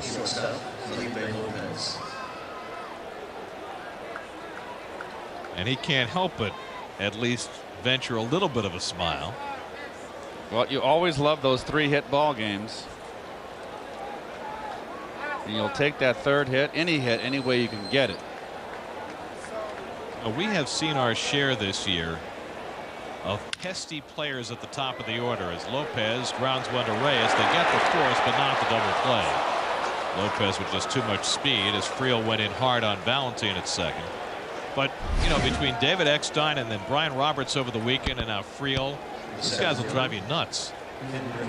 They're pesky little hitters, and they are leadoff hitters and number 2 hitters in the lineup. Nice hustle. Very clean. Little love there at second base between Valentin and Friel. 1 out and 1 on. Here's Griffey. Junior 0 for 3 tonight after hitting career home run number 548 last night. And he hits this one pretty deep to center. Beltran back and has just enough room. 2 away. So Griffey flies out to center for the 3rd time tonight. In 2006, Hyundai, the Mets, and Sportsnet New York are teaming up to strike out cancer. For every K the Mets pitching staff registers, Hyundai, the Mets, and Sportsnet New York will donate $25 to the Hope and Heroes Children's Cancer Fund. Well, Traxel did a great job against the big left-hand hitters in the middle of the Cincinnati batting order. Griffey and Dunn, he got him to go 0 for 6 combined. And that's a big part of Traxel's game, getting those lefties out. And he was talking with Chris when he came out about his splitter having been better today than it had been in previous games. And we're kind of getting ahead of the post-game interview. I mentioned earlier how gracious Traxel was to Met pitchers, starting pitchers doing it. We seem to get them when they get out of a ball game, but we get it right there quick instead of normally you have to wait till after a ball game when the media comes in, the press, and they ask the questions. Very insightful as to what Traxel was trying to do. But it's encouraging for Steve if his splitter is back on the beam. Obviously that's going to give him more support against the left-hand hitters, which has been his stock and trade in the past, and it certainly bodes well going forward. I forgot all about the fact that we saw the grip one time of a circle change, it looked like, and forgot to have Chris ask him if he's in fact working on that second off-speed pitch to go with the splitter. So we saw that one pitch and with the grip, and that's a splitter right there, and that's his splitter, which is a mini forkball. 2-2 to Dunn. And he was talking about changing speeds on his curveball as well, so it was a good night. It was a very insightful interview. Yep, it was. I know he's going to enjoy a nice glass of white or red wine tonight if he gets the W.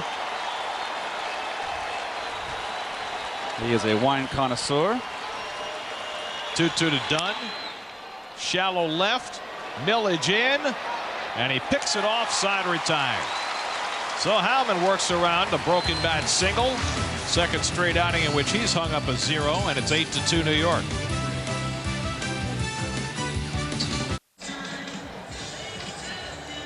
Series continues with the Reds tomorrow night here at Shea Stadium. Game 3 out of 4. 7 o'clock the game time tomorrow night. Pre-game coverage begins at 6:30 tomorrow night here on Sportsnet New York. Mets and Reds as they continue this 4-game set here at Shea. Well, Todd Coffey is the new pitcher for the Reds.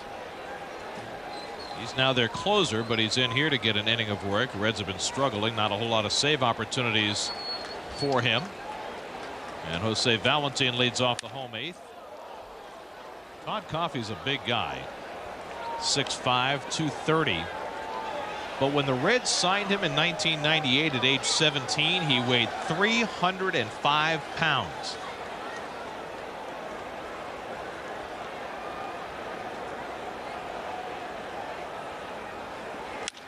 Valentin hits it well to center field. Griffey back. He'll look up. And it's off the wall.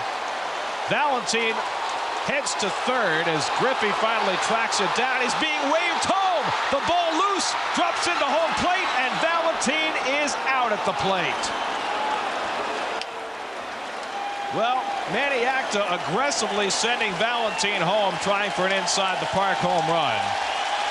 Valentin gets an enormous ovation, and what a nice smile.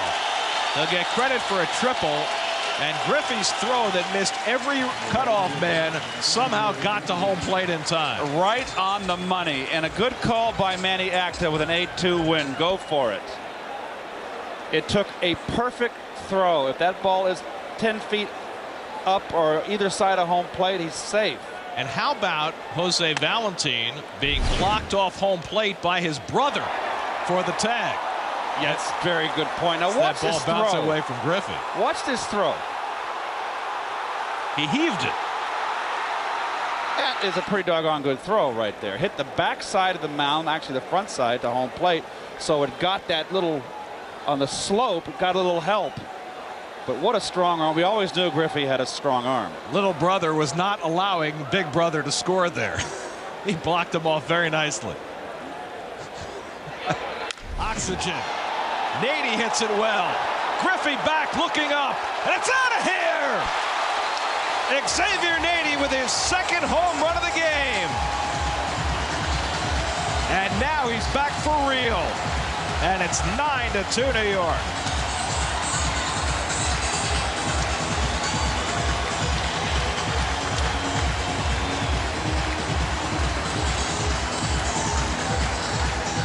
Well, it only took him a day to get himself back in rhythm.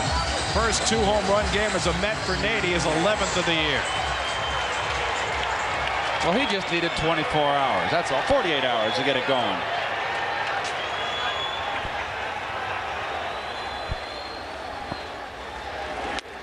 And Millage lays off 1-0. Well, here it is. It's a slider. Oh, hanging on a tee. Cement mixer. And he drilled it.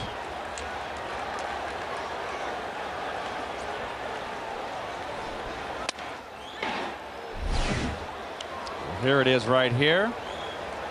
Right into the wheelhouse. And Nady very strong. That's the deepest part of the ballpark right there. Hit it to the same part of the park that Valentin did, just a few feet farther.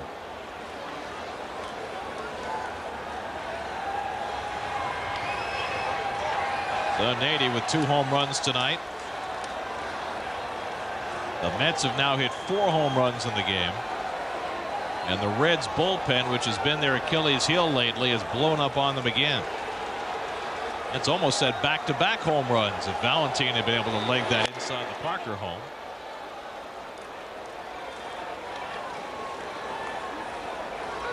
Well, he's got to be feeling good right there. Be out as long as he was with the Gary Cohn disease. Is that what we're calling it? Coffee ahead on Millage 1-2. And he gets him on the breaking ball in the dirt. Valentin trouble picking it up, but finally does. And that's the first out. Well, there's Valentin's ball, sinker down and away, hustling all the way. That's why he had a shot. He busted out of the box. Now he turns it on. Picks up his third base coach. No hesitation from Acta.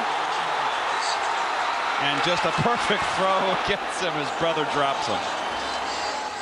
I don't know, you think Jose was a little surprised to be sent? I think so. That's a lot of running. You know that. How come he didn't run over his brother? Chavez takes ball 1. Andy batting for the pitcher. All the conditioning that baseball players do running the bases in spring training, you're basically conditioned to score the maximum, to score in a double from first, not the entire circuit. Trust me, I hit a inside the park home run once. You run out of gas coming home. Lopez throws out Chavez 2 away. The thing about Sider retired, excuse me. That's the 3rd out of the inning.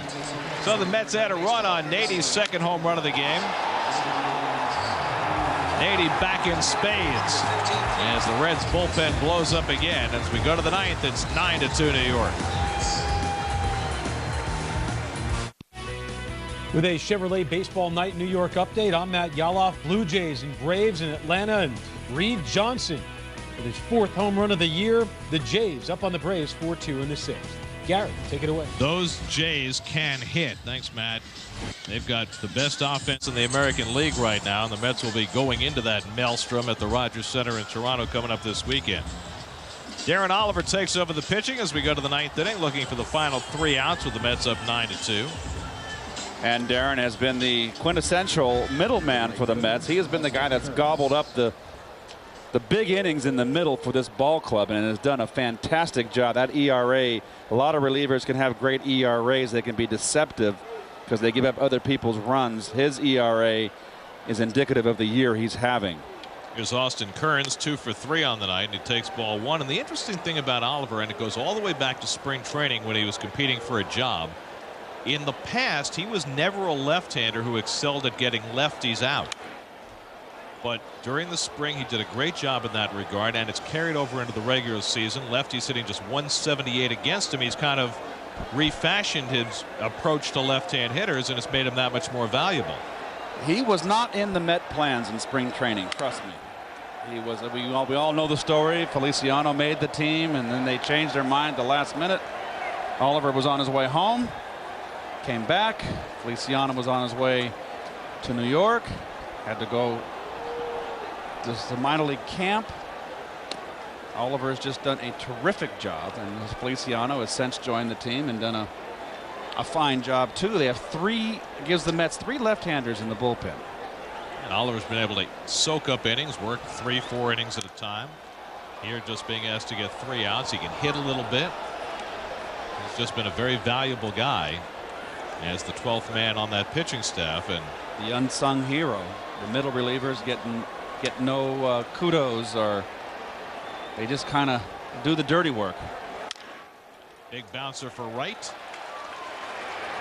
And he throws out Kearns, one away. And you know, I think this needs to be said because we talk all the time about the Mets being a little short in pitching.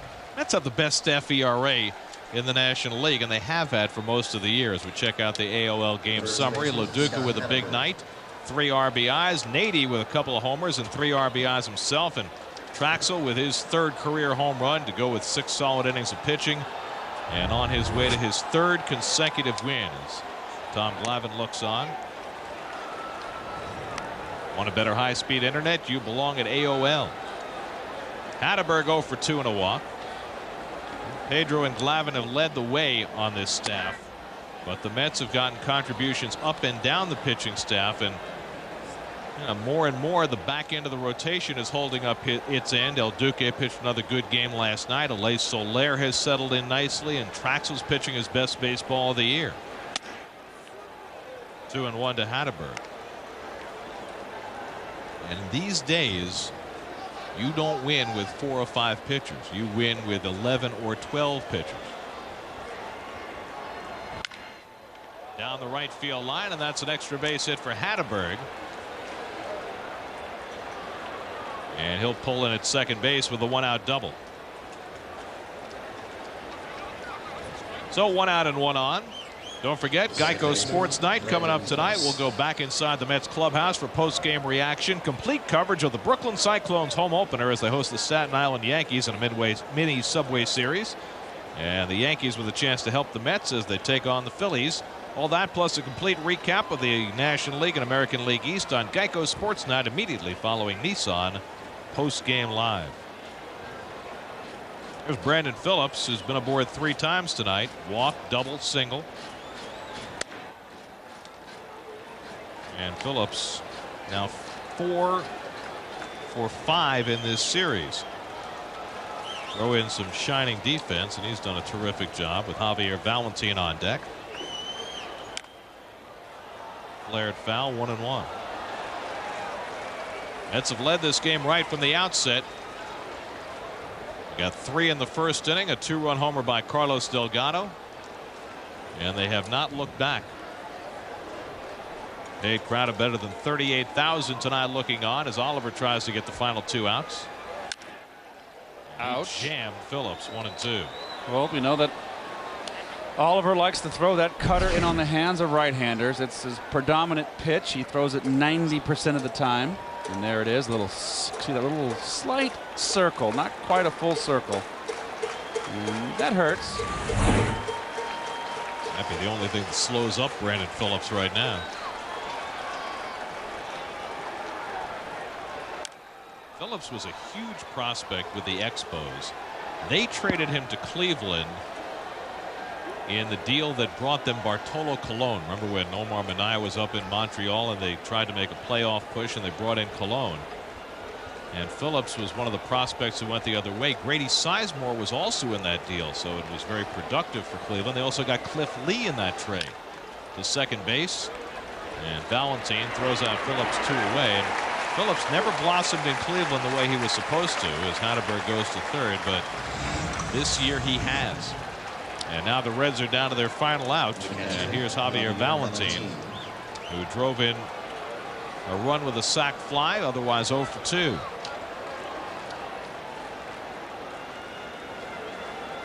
Hatteberg at third and 2 down. Oliver trying to finish off the Reds for the night.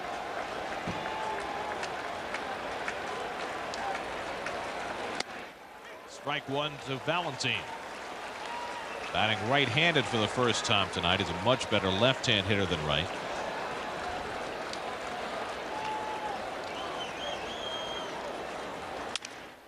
The third base. Right cuts it off. Makes the throw. Ball game over. Darren Oliver finishes it off for Steve Trachsel, who has his third straight win. The Mets hit 4 home runs, 2 by Xavier Nady. Delgado with his 20th and Traxel with his first in 8 years. A big night for the Mets as they wallop the Reds 9-2.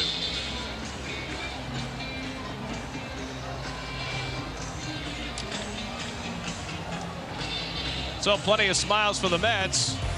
Their second win in 5 games on this homestand, and in both the wins they've posted 9 runs. And Xavier Nady seemingly all the way back now, his second game back from his operation, and he put up a 2 home run night. Back to Shea in just a moment.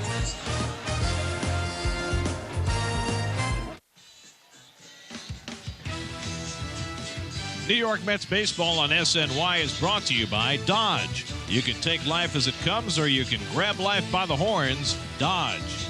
By Aflac. Ask about it at work. By Geico. 15 minutes could save you 15% on car insurance. Visit geico.com or call 1-800-947-AUTO. And by Jeep, the all-new 7-passenger Jeep Commander. It's your world. Take command. Final score tonight here at Shea. The Mets 9 and the Reds 2. Steve Trachsel gets his third straight win to go to 5-4. Elizardo Ramirez takes the loss. Be sure to join us tomorrow night at 7 o'clock as the Mets continue their series against the Reds. Coming up next is Nissan Postgame Live. Jose Reyes came in hot, stayed hot. Willie Randolph's team had lost 3 out of 4 on the homestand, but Reyes got him off to a fast start. Lasting's Millage showed off his arm leading off the game. And Carlos Delgado with the keynote address on a night the Mets hit 4 home runs. Delgado had his 20th of the year. Xavier Nady contributed as well, his second game back. He had a couple of home runs. Steve Trachsel added 1 of his own. And so the Mets with the win. Now for Keith Hernandez and Chris Cotter and our entire crew, I'm Gary Cohen. Let's join Gary Apple for a look at what's coming up on Geico Sports Night. Okay, Gary, thank you so much. Nissan Postgame Live just ahead with Matt Yaloff and Ron Darling. And then join us for Geico Sports Night. We've got your daily dose of World Cup highlights plus scores and highlights from around the big league. Sports Night coming your way immediately following Nissan Postgame Live. It is coming next. Matt Yaloff and Ron Darling standing by. They're back after this.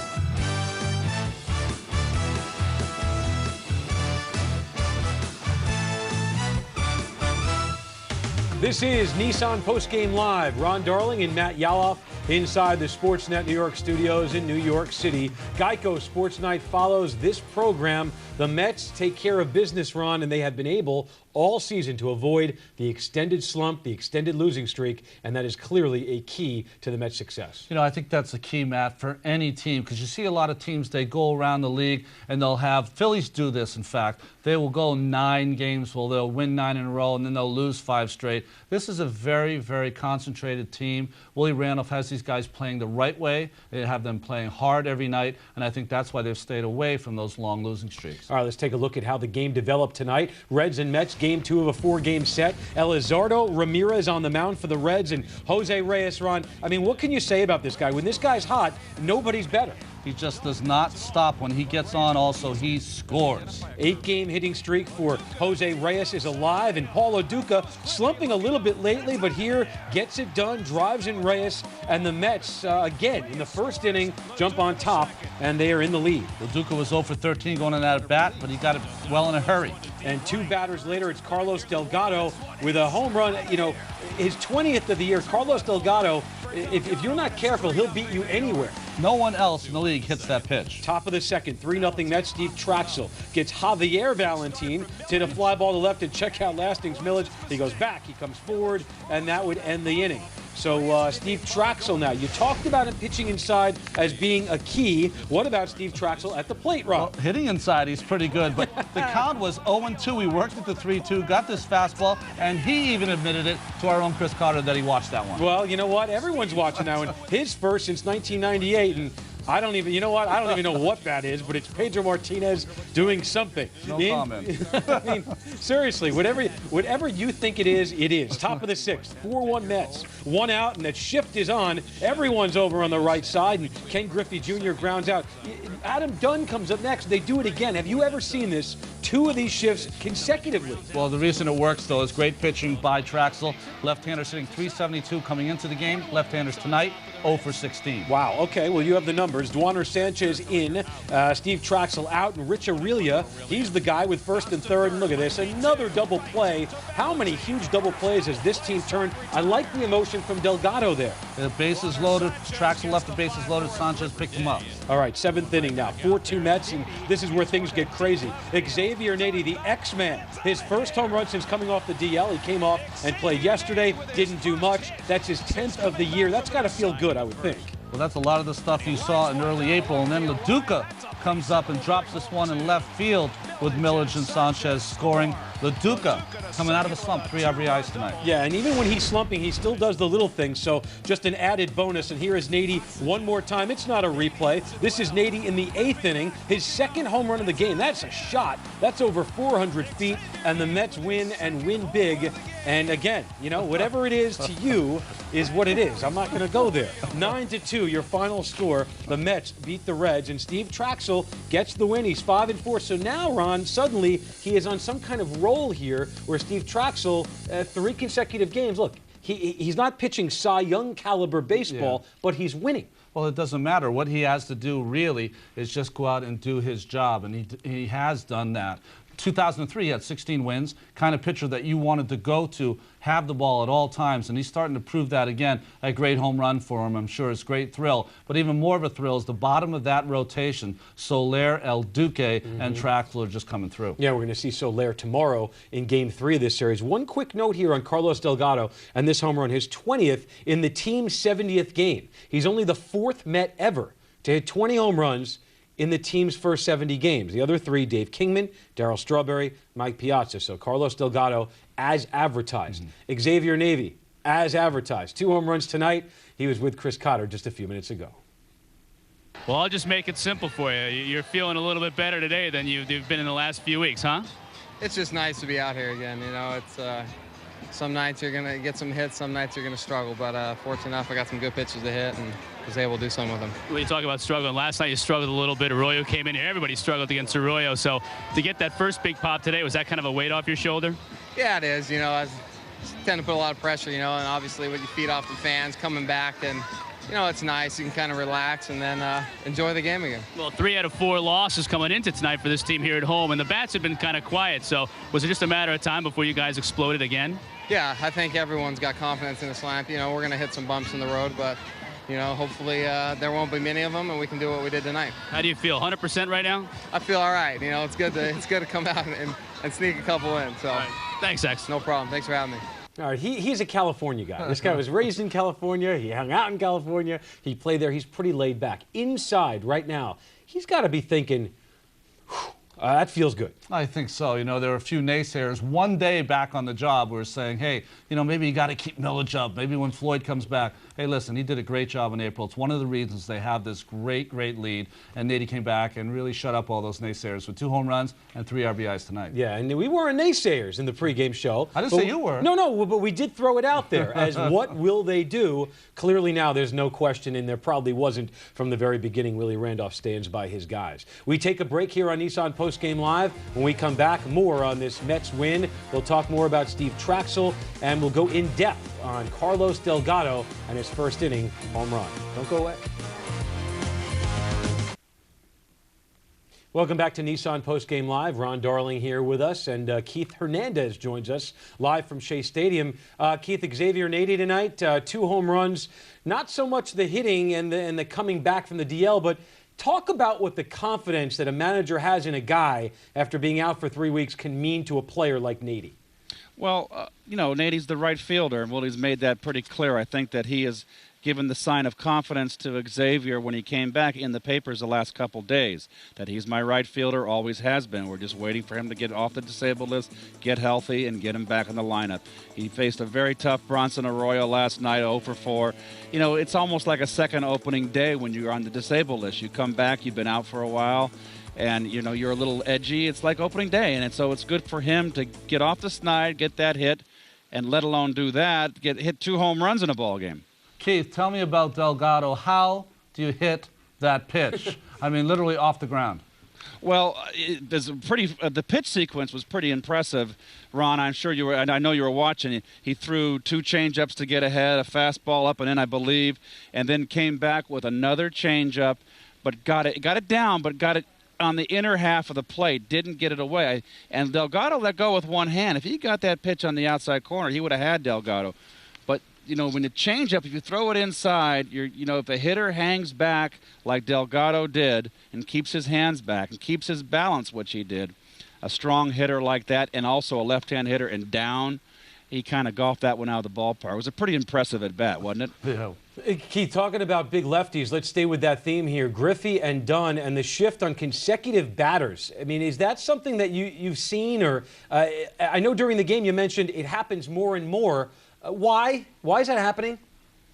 Because the game's turned to more power, I believe, and these guys are bigger and stronger. They're lifting weights. There's just a lot of big bashers. The game has turned a lot to power since the 90s. The guys are bigger and stronger, so there's more pull hitters. They were around in our day. They just weren't so many of them.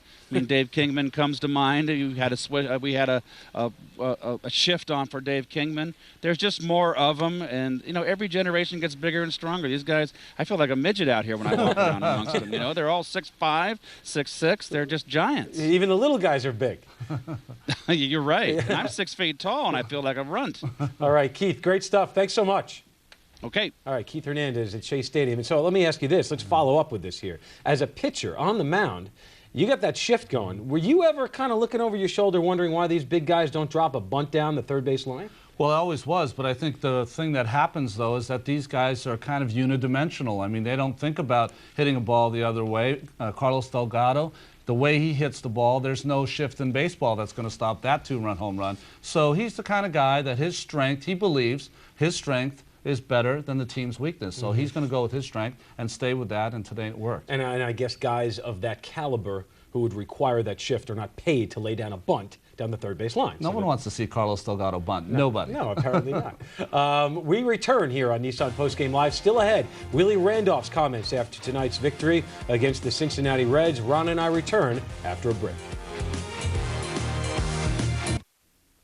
We're back here on Nissan Postgame Live. More Mets coverage and more Ron Darling in just a bit. But first, it's Gary Apple in Studio A with a look ahead at what's coming up tonight on Geico Sports Night. Hello, Gary. Hello, Matt. Good to see you, my friend. Sports Night is just ahead. We'll have the latest as the Knicks continue to work out prospective players as the NBA draft nears, and lots of action at the World Cup today. 4 games taking place in Germany. Those highlights are ahead following Nissan Postgame Live. But right now it's back to Matt and to Ron over in Studio B. See you guys back in a few minutes. All right. Thanks a lot, Gary Apple. We'll We'll see you in a little bit. We look forward to that. Lots going on in the world of sports. Lots going on at Shea Stadium tonight. Lots going on with Carlos Delgado. You posed the question to Keith Hernandez. How did he hit that pitch? Well, why don't you tell us about how he hit it and show us what led into that pitch in the pitch sequence? Well, there's always, in the offensive side, there's a pitch sequence that you try to work off of. Ramirez with a first pitch strike. He came in throwing 75% strikes. A changeup down, and then 0-2, Delgado fouled off a tough pitch, and watch this pitch.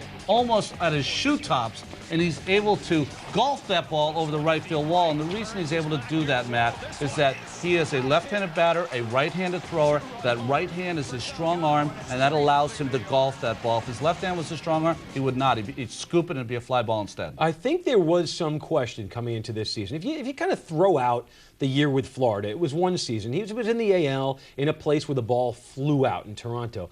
I don't think people doubted his ability, but I think they wondered what kind of power numbers he'd put up at Shea. Are you surprised by what he's doing? I'm not surprised at all what he's doing. Carlos Delgado is a professional hitter. It doesn't matter if he played at the Grand Canyon. He'd have his shot at getting some home runs and RBIs. He's just the kind of guy that fits in a lineup. He really is one of the first hitters for the Mets in a long time that is a fourth-place hitter. He solidifies that entire lineup and just makes them so potent. And what does he do inside that locker room? He seems like a very quiet guy, very focused, but still there's a presence that's undeniable. Well, I think what I like about him is he always has a smile on his face, and I think for a veteran, sometimes they can become a little jaded later in their career, and they walk around the woe is me a little bit. He is never like that. Has a smile, always has an arm around a guy when he needs it, and always has a kind word. You see him already doing a lot of the things that Keith Hernandez used to do in the 80s, going up to his pitchers, telling them the situation, trying to help them through tough situations. So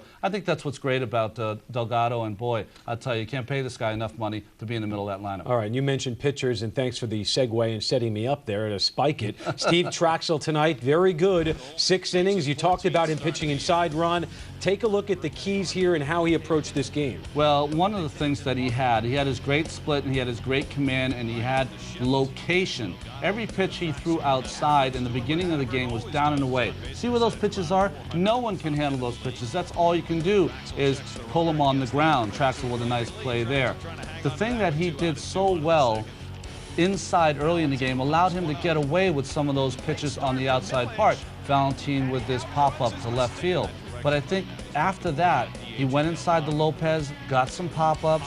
Then when he made a mistake out over the plate, there was no problems because they were centered and they were off the plate, wary of that plate away. Look at this ball. That's right down the middle. Usually you get hurt with that, and he has been hurt with that, but you get away with it when you do your job inside. He had a nice split, and he really did a good job over 6 innings for the Mets. All right, so now Steve Trachsel has won 3 consecutive starts for the first time in nearly 3 years. As you take a look at his numbers here in the last 3, and I'll tell you what, you would take this every day of the week. I mean, if he could do this, start in and start out, there wouldn't be many conversations about back-end rotation issues. Yeah, these numbers don't blow you away. Trax is not the kind of pitcher who's going to give you 8 or 9 innings anymore. That's just how it is. You have to remember, he came off back surgery last year, so every inning you get out of him is gravy, but pitching really well now, usually going 6 or 7 innings, and he's a guy that you can look to be a 3rd or 4th starter, doing a great job. And he certainly knows what he's doing out there. He's been around, and he is a professional pitcher. Steve Trachsel, after leaving tonight's game, 6 innings, Ron mentioned it, spoke with our Chris Cotter.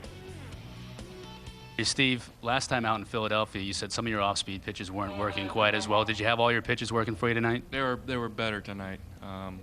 Curveball was real good. I was able to take a lot of pace off of it. So I basically had 2 curveballs, and the split was real good. It was down in the zone until that last inning, the one to Phillips there. So that one just didn't do anything. You've also struggled a little bit more this year than you have throughout your career against left-handers, and yet tonight you played pretty well against that. It's because my split hasn't been as good, and if I'm not able to locate fastball down and away and into them, and then have a good split, then it makes it real tough for me to, because a curveball breaks into them. That's a good pitch for them to hit usually. Well, obviously being a pitcher, that being a hitter, the more you can work into the count, the better chance you're going to have, and that's exactly what you did. You're down 0-2. You worked the count to 3-2 at the plate, and then you took him deep to left field. How did that feel? It's been a long time.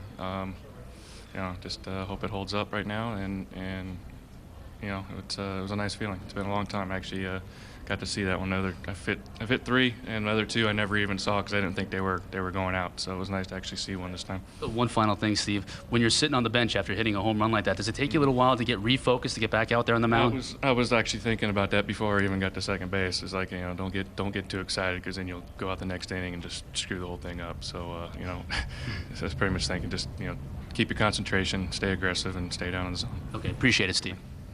All right, so 3 career home runs for Traxel. The last one in 1998 off of John Thompson in Colorado. The one before that, you're talking 10 years ago against Kurt Schilling. You hit a few in your career. What does that feel like? Everyone in the world who watches baseball says, what does that feel like? Well, it's great. Over 10 years now, he's got to work on his home run trot 3 times. But I think it was great. A great shot after he hit the home run. When he came to the bench, he got a drink of water. He put his hat on. He tried to get in that tunnel vision of thinking about pitching again. That's what I really liked, because he was saying to himself, I know I'm really excited. I know I can't believe I just hit a home run. But, there's a lot more game to go. So I think that was great watching him do that. And that's part of the veteran makeup of this club. Steve Trachsel, Carlos Delgado. Throughout this lineup and the bench, these guys know their job.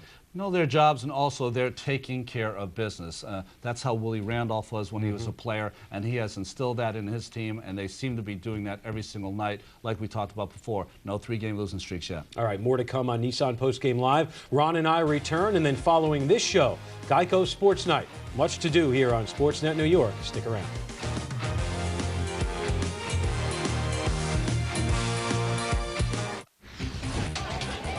The Brooklyn Cyclones are back in business. Opening night here in Brooklyn. Staten Island Yankees are the opposition. Unfortunately, not a whole lot of highlights for the Cyclones.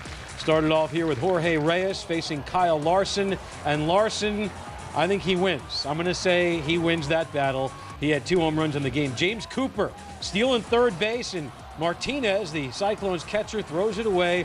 Cooper comes in. The Staten Island Yankees now leading this game 16-0 in the 6th inning on opening night. Now, you can catch the Cyclones here on SNY this summer. On the docket right now, games July 10th and 27th. Then on August 7th and August 21st against the Staten Island Yankees. For tickets to see the Cyclones in person, visit the box offices at Keyspan Park or at Shea.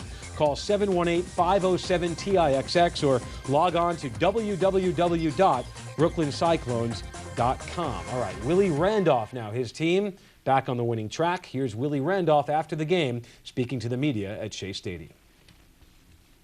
We got a little tired at the end there, but he did a great job again. That's like his, 3rd or 4th. It's a good start, so that's what we need from him. Good job. Well, do you think that double play that Sanchez got there changed the game?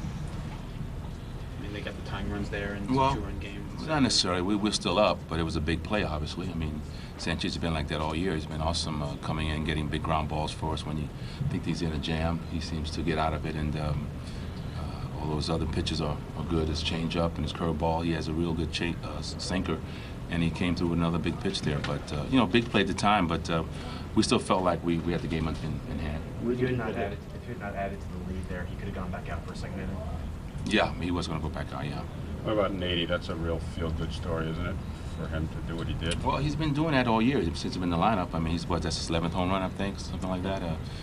He's came some big hits for us, and we need to get him going again. It's good to have him back in the lineup, and he's a kind of guy that one swing of his bat can either put you ahead or get you back in the game. So it's a real luxury to have a guy like that in the 7th spot who can hit the ball out of the ballpark like that. Seemed like the players were extra happy, I guess, just because of the circumstances of with the injury and everything. It seemed like there was more. Well, our guys are happy for everyone. We lose a bunch of guys. We have fun with each other. Nady's a great kid, and so I'm sure everybody was really happy for him. Have you been impressed with Millage's arm? I know you said it was probably average originally, but he's had a lot of nice accurate throws. I'm impressed more with the way he gets after the ball, hustles. I mean, that's really what makes good throws, is hustling to the ball, getting good angle on the ball, and getting behind it. I still think his arm is average, but I think that you make up for that by what he's doing and hustling to the ball and getting behind it, setting up fundamentally, and getting on top of the ball. So he's made 3 great throws since he's been here, and that's awesome for him because that means he's getting after it defensively. That's good. And you think, he hasn't played a ton of left field. He's gone back on balls and then gone forward. Do you think that's just not playing a lot of left field? Yeah, well, I mean, he's played left field this year. I mean, just, when you're in different ballpark and just getting used to it. I mean, he makes up with his speed. I mean, being a little nitpicky, but you know, I mean, he makes the catch or whatever. You know, I mean, that's the main thing. He's a young player, and he'll get better in his defense, and he'll be fine. But you know, every once in a while, balls hit straight at you like that. The tendency is to go back on it usually, and those are usually the balls that he takes a step back on. But he's able to recover with his speed. That's good. What were you thinking when Valentin rounded third base? You think he had a shot? I was saying get there as fast as you can. You know, he was chugging, and I was impressed with the throw from Griffey, even though it was kind of a 3-4 bouncer. He was way out in center field when he caught it, when he picked it up. So, you know, Valley's not the fastest guy in the world, but you know, it was a nice, exciting play for the fans to watch, and good thing we had a nice little lead, so it didn't matter much. But he's been swinging it back great for us all year and contributing like he has. I thought it was out at first. He hit the ball pretty good, came off the wall, but he didn't have enough juice. I'm surprised his brother didn't help him up. Why didn't he help him up, man? He just sat on him at home plate and didn't even try to help the guy up, man. He didn't run him over. Nice brother, you know. No, you know, he's a lot bigger than him. Willie, Soler pitching tomorrow, he's been so good for you. Can you talk about what it means to send a guy like that out to the mound? Well, we just hope he continues to play well and pitch well. I mean, he's in a nice little rhythm right now and throwing the ball well. We need him to continue to pick up his end of the bargain at the end there. Again, him and Duque have been really well, pitching well lately, so we're looking forward to the same type of performance tomorrow. When you think back, Willie, to your playing days, getting that first hit or first home run after you've been out for a little while, how big of a lift, a weight is that off your shoulder like Nady tonight so you can get back in the groove? It's great for his confidence, and no doubt about it. I mean, you know, X is a guy who probably gets down on himself a little bit too much, and you know, I'm sure he was anticipating getting back out there and helping us. And while he was out, I'm sure he was missing all the fun we were having out on the West Coast. And when you're an everyday player, you don't want to miss all that good fortune, if you will. So I'm sure he wanted to get back in the mix and help us, you know, win some ball games. And it's good to just get that done early, just where you don't have to worry about pressing or start worrying about, you know, whether, you know, you're going to get it going again. I mean, confidence is important to anyone, especially when you've been off for a while, because you don't know if you lost much. You want to get back in the rhythm. You know, you want to kind of pick up where you left off. So it's huge for him to get a couple of big hits like this because it's great for his confidence. Willie, when you look back at what your expectations for Traxel coming into the season, as he's pitched to them, I mean, he's usually gets you into the sixth inning more often than not. Keeps the runs, you know, 3 or 4. I'm really more concerned about, you know, the long haul. You know, I didn't come in the season looking for anything in particular. I look for my guys to keep us in ball games. He's done that for the most part. He got off to a little bit of a slow start. He's pitching well lately, so we need to just continue to get those types of performances out of him. But, you know, we're not even at the All-Star break right now, so I look for consistency over the long haul. He's in our rotation, obviously, and if he continues to pitch to the way we know he can, and that's Traxel, just, you know, nothing spectacular, but just a fine pitcher who knows how to execute and hit his spots. When he's in a little rhythm like that, when he's hitting his spots and changing location, that's the kind of performance you're going to get out of him. But I really didn't come into the season thinking that, you know, that I was looking for anything in particular from him.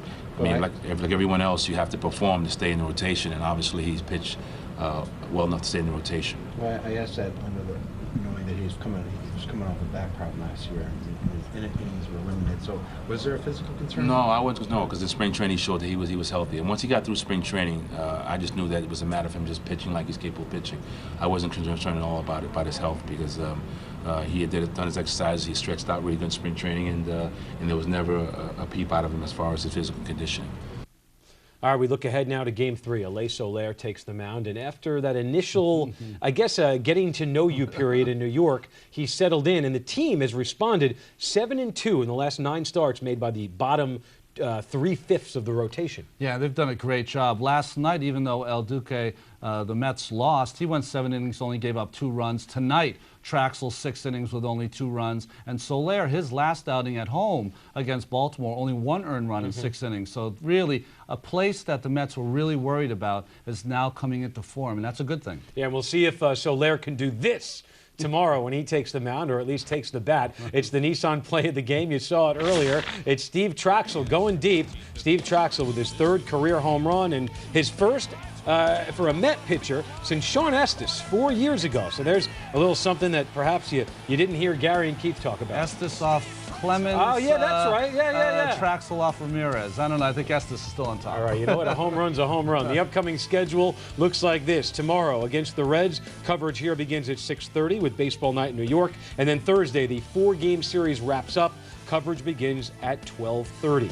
All right, 3 out of 4 still possible. You think they're going to get it done? I think they're going to get it done. I think they have Soler going tomorrow. He looks good. And I think they'll do well in the day game, too. All right, they're back even here. First 2 of the 4-game set for Ron Darling. I'm Matt Yaloff. Yankees-Phillies highlights and more Mets reaction coming up on Geico Sports Night next.